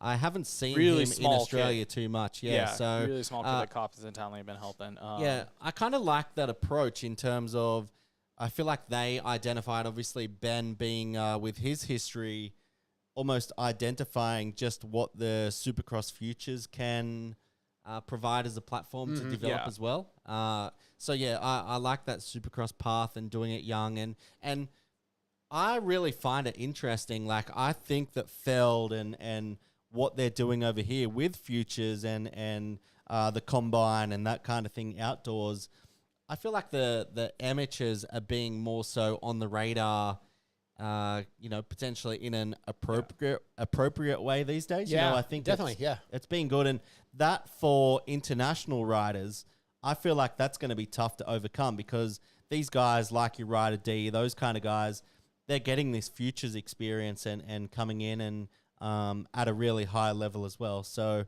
it's good. I like the people, whether you're from Australia, New Zealand, even, the VLs and those guys from all over the world. That's what's so good to see everybody come together and right here in the US. I think it's the main stage. Yeah, absolutely. I guess I have one more for that. Okay. And even maybe your opinion, Alex, I'd be curious in is, so I think of I've heard some rumors of that. I think it's Clout and Tonti have both talked to some U.S. teams potentially about coming here next year. There was a rumor even about Tonti potentially doing a U.S. test with a team. You have guys like them that have great experience, that have great success at home, but they're a little bit later in life. You have Jed Bean, who had returned home this year. I know that would like to get back on the world stage in some shape or form.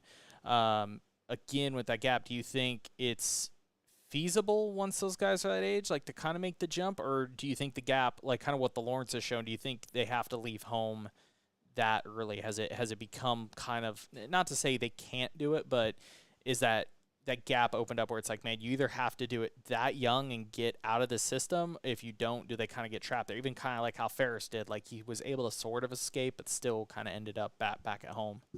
Yeah, I feel like in Clout's case, if you think he came over when he was really young in his career, I believe it was on a Suzuki. Yep. He came over again with your Reeves team on the Honda. What was that, 2020? I think so, yeah. He was supposed to stay for another year, and then he ended up going back. That was after the pandemic, that sort of thing, or during it. I feel like if we were going to see Clout stay, it would have been at that point. And I think he would have done pretty well. Like, I think he would have, not necessarily been a Lawrence, but he would have been, pretty Impressive, comfortable. yeah. He was impressive in some of his heat Yeah, races he was. in 20. Yeah. I don't know if he ever really, he had a couple main start guy start, but I mean, I think he literally led some laps and he ran up front, got some good starts, like showed he had had the potential, because the Suzuki trip was rough.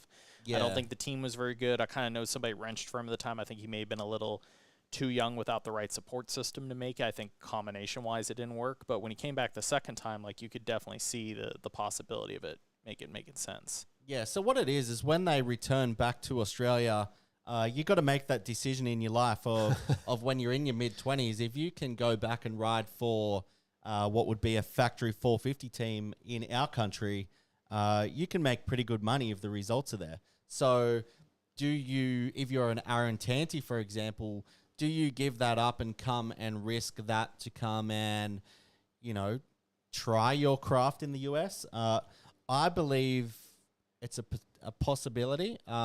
It's definitely not a given, but it depends what opportunities there, right? Like, if you have the right bike, the right team around you and the people, you can potentially do it. But at the same time, what we're seeing now is you can almost race Australian motocross, Australian supercross, which is only a few rounds, and world supercross, and that's not a bad career either. So it's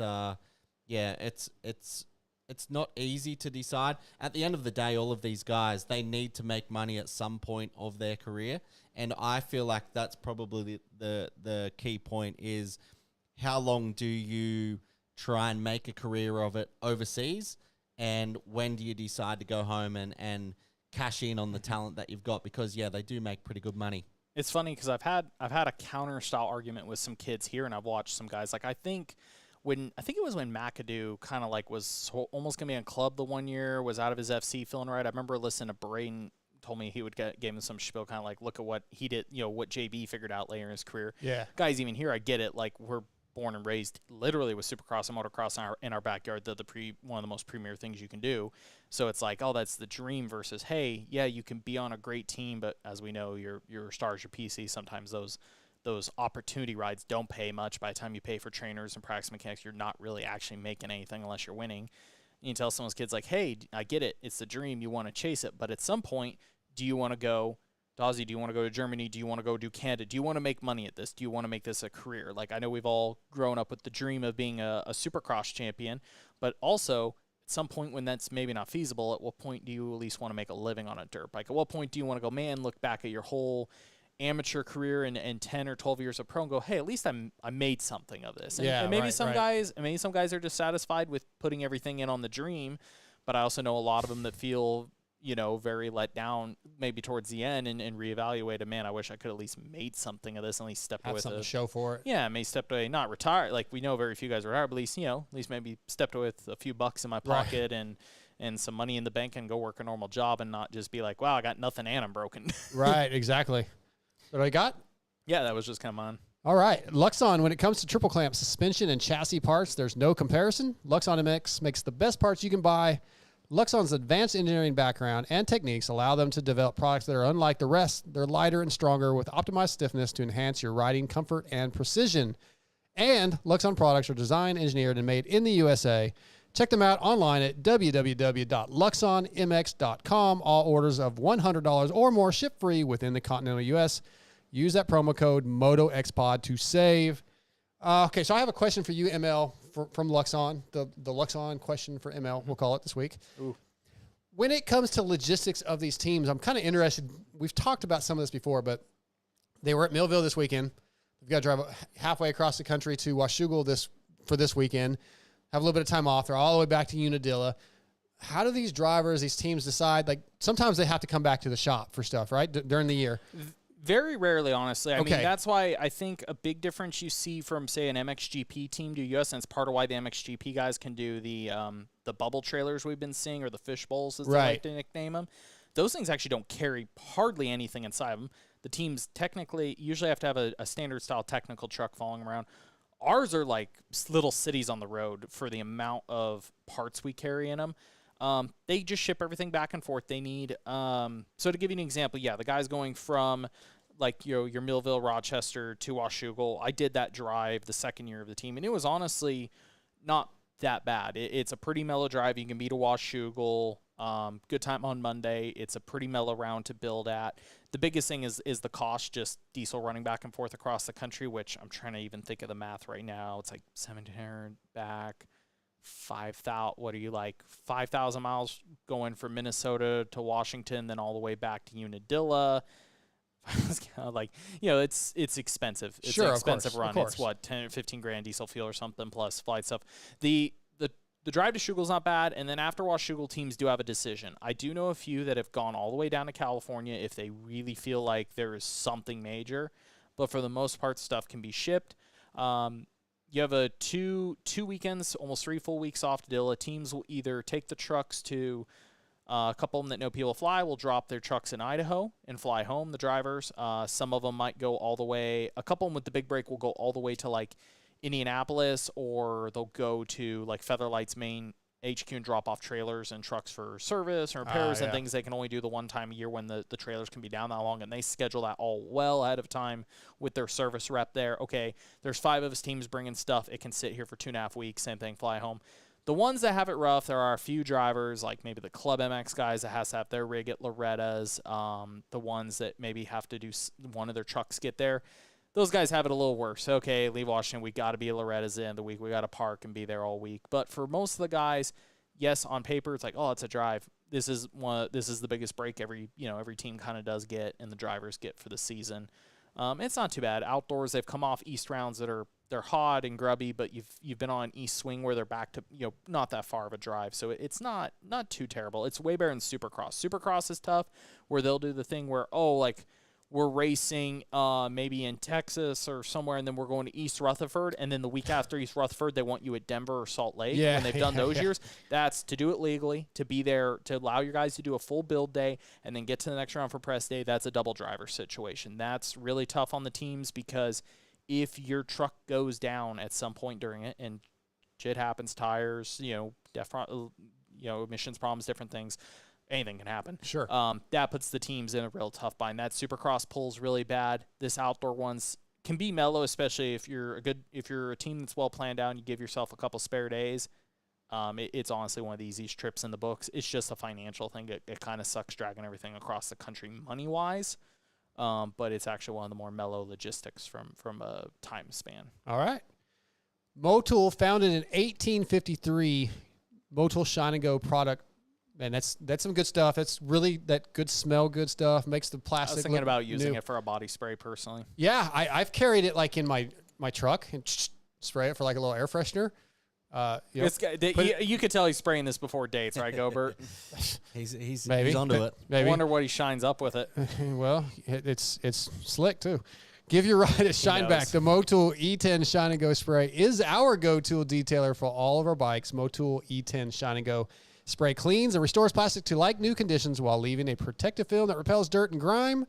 Shop Motul.com. Use code VITAL20 to receive 20% off your order of $50 or more. Or go to your local dealer and ask for Motul. Motul email. All right, so didn't have it up. I like the guy Right. always he makes a mistake, yells that show. All right, so I don't know. I can't even think of a good one of these, but ML, Steven wants to know, what's your biggest I know your answer. What's your biggest failure, regret, and what did you learn from it? Hey, do you want to talk about a race team again? Yeah. Yeah, let's talk about mine money on fire.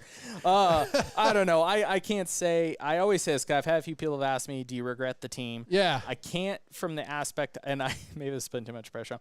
I love any of the guys we've helped. particularly helping Cody kind of like put himself on the map. The outdoor season was amazing. It was an experience. I learned a lot about it. I think I learned a lot about that actually helps me at Vital from the sense of just budgets, management, dealing with people.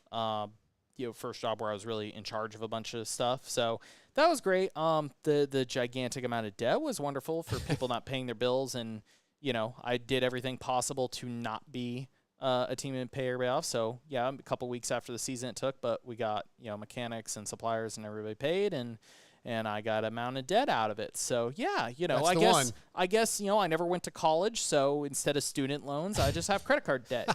I just sing from Family Guy, the thing where Peter's like, I got $30,000 in credit card debt. They call me and I can't pay it back off yet. Credit card debt. Credit card.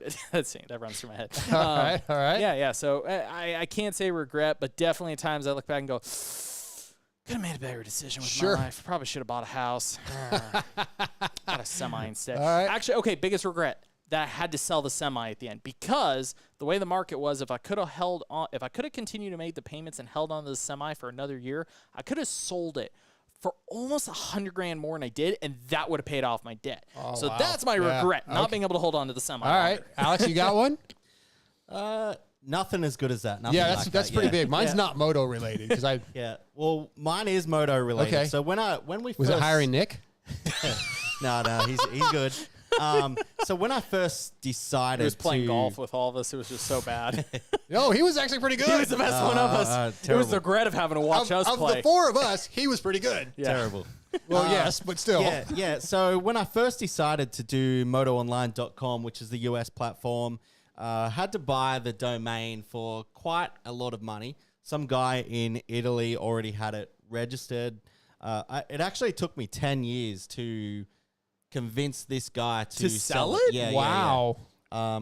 Did you just have to keep bumping the bid up or what? You hit him Six up of those years he didn't write back, and then randomly I would get bored and I'd be like, all right, I'm gonna write to this guy. Hopefully his email's still active.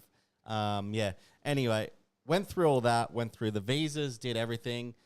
Got to the end of 2019, right before it was going to launch.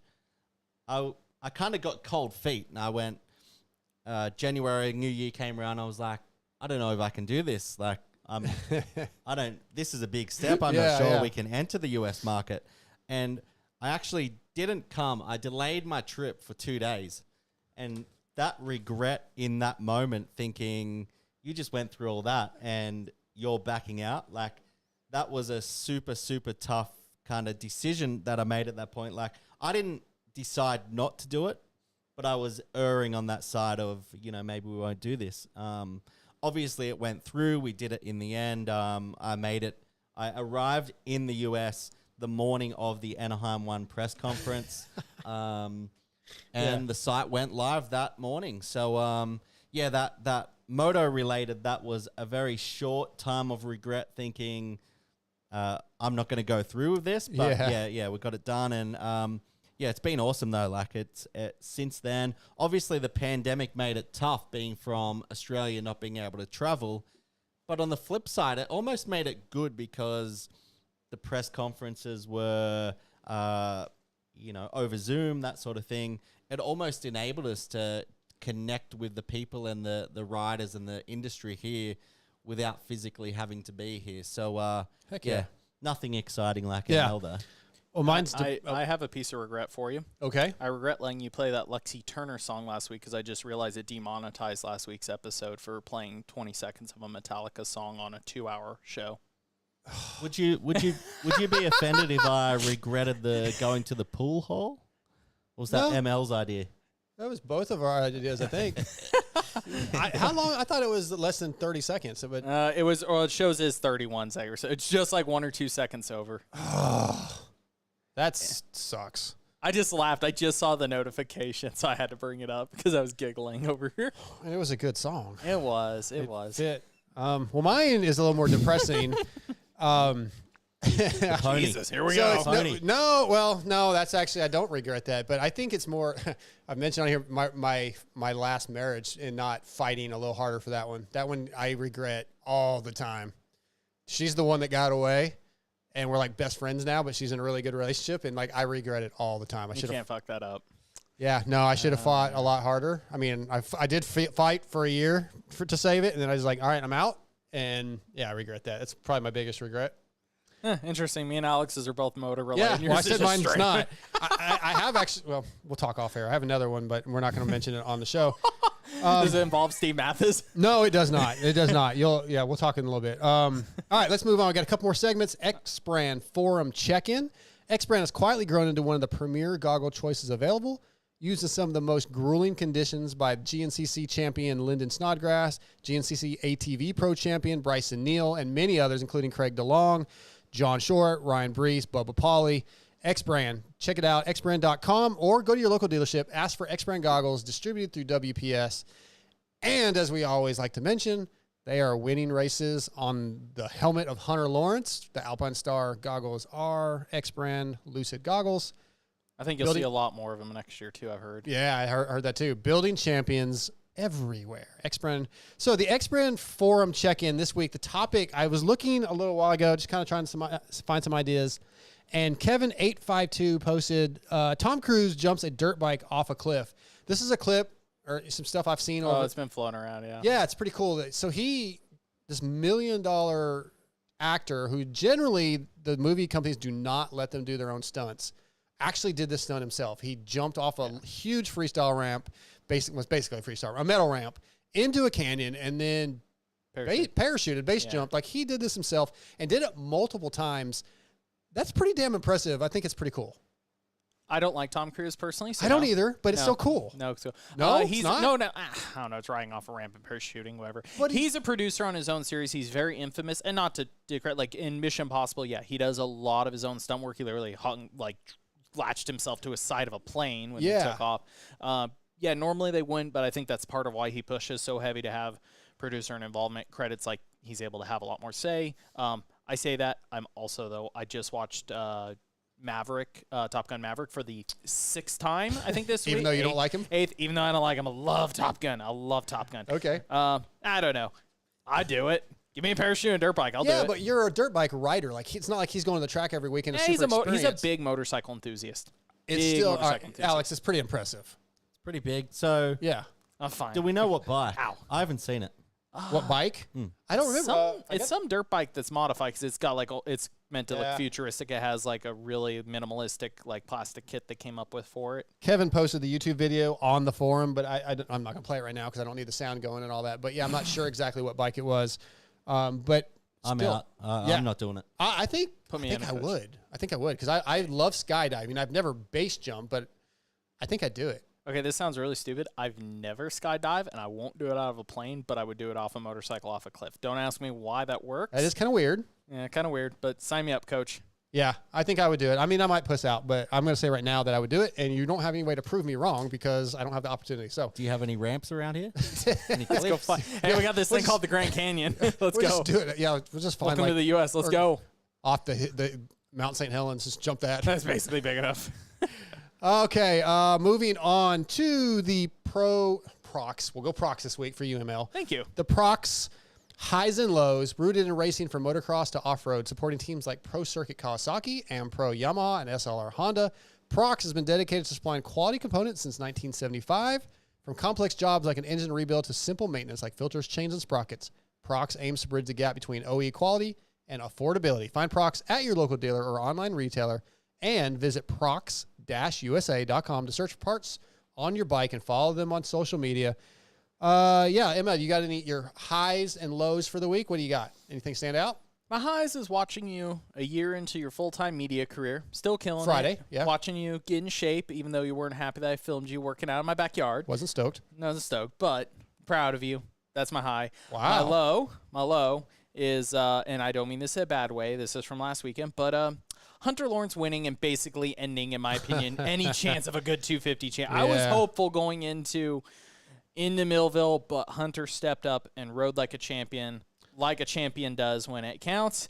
It's not over yet, but damn, that really closed the door for me. I think it's the Lucid goggles. I mean, it's exactly. Yeah.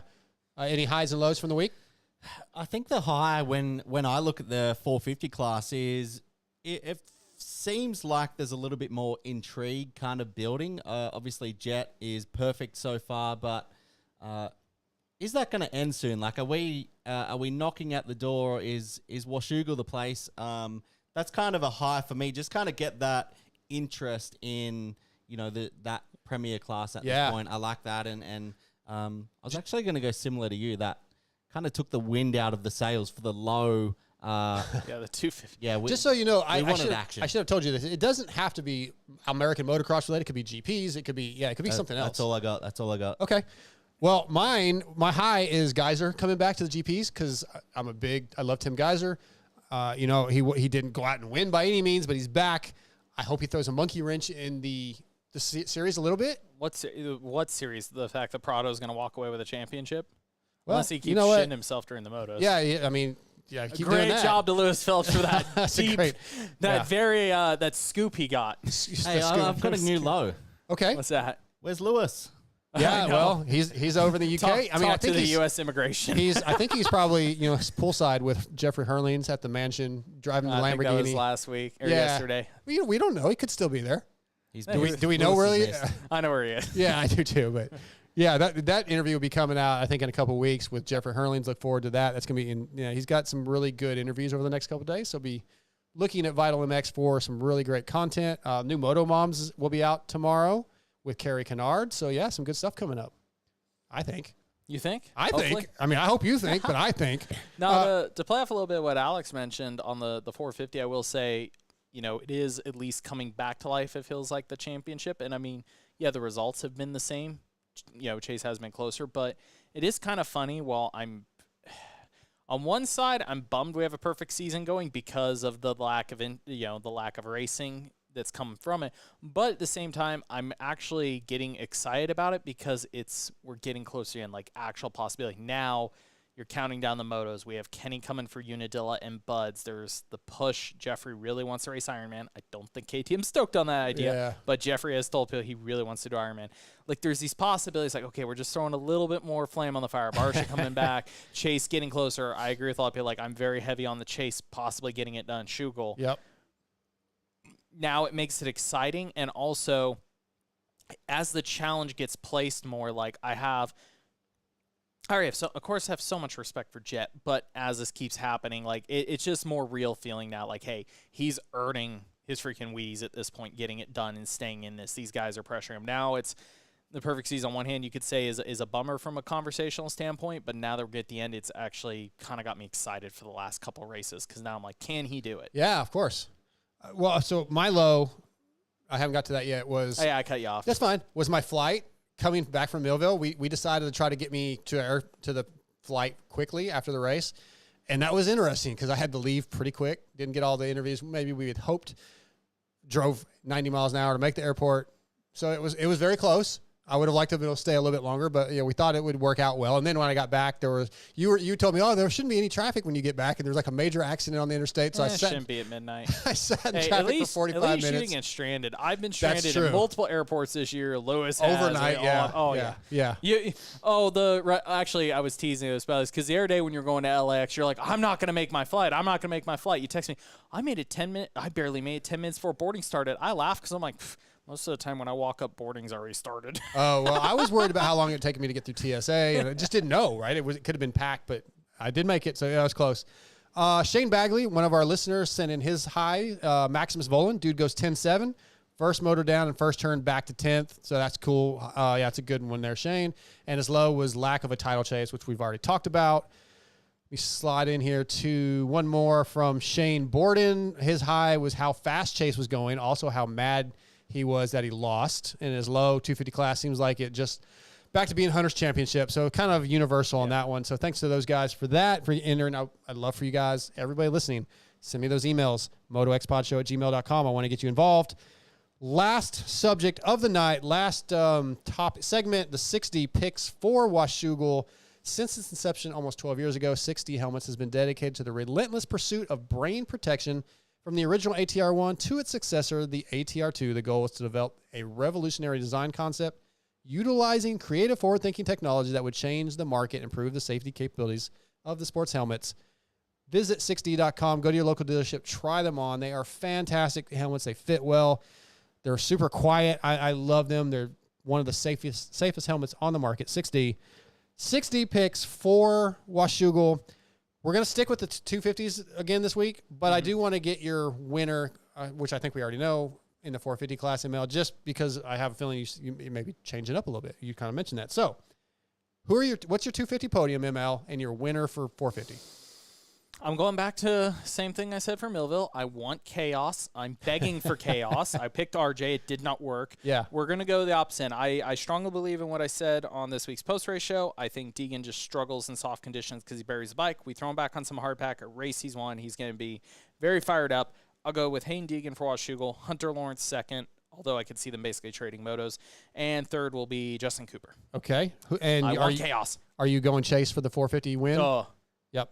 Oh, duh. Duh. Duh. Well, okay. Actually, no, I will go Jet, but I think Wins a Chase moto. breaks the streak. I think Chase wins a moto. Potentially, maybe the other moto he drives himself in the ground trying. There will be a moto win. Not for Jet Lawrence, but Jet will win the overall. All right, Alex, what's your 250 podium? I'm going to say Justin Cooper. I think he can come out with the win. I probably split moto wins with Hunter. I think Hunter second overall, and then I'd like to see Vial kind of bounce back and get back to that kind of front form. So 450s, I know just the winner. I think Jet's going to keep going at this point. Okay. Well, I'm going to go with Joe Shimoda winning Washougal, Hunter, J. Coop, and Chase winning over on the 450 class. We'll mix it up. Oh, you're sailing this week. Sailing. I mean, if we go off my Pulp fantasy scores, I know what the hell I'm talking about. I'm like 8,000th, I think. I mean, that's pretty damn good, right? 8,000th? That's pretty good. Yeah. I was fourth during last for a few minutes 2 weeks ago until the last moto started, and one of my guys didn't line up, and like 2 hours fell. I went from, hey, we might win this thing to, oh, I still got like 230th, but I mean, I was fourth at one point. I was so stoked. Yeah, it's exciting when that happens, and it always falls apart for me. So, All right, we're going to wrap this thing up. I want to thank our presenting sponsors, Racetech and Boyson, and all of our other sponsors, Prox, X-Brand Goggles, Guts Racing, FXR, 6D, Luxon, Motul, WUSA. Appreciate everybody coming on board. It means a lot to us. We appreciate all you listeners and viewers on YouTube. Don't forget, we have a PulpMX Fantasy League under the MotoXpod show. Get in there. We'll have some prizes at the end of the season. We already gave our prizes away for Supercross. So, yeah, it's a lot of fun. Obviously, we know fantasy's fun. And even if when it's not fun, it's still fun. Even when you suck at it, it's fun. So thanks to all our sponsors. We'll be back next week, back in Texas. But, yeah, thanks for listening. We're out.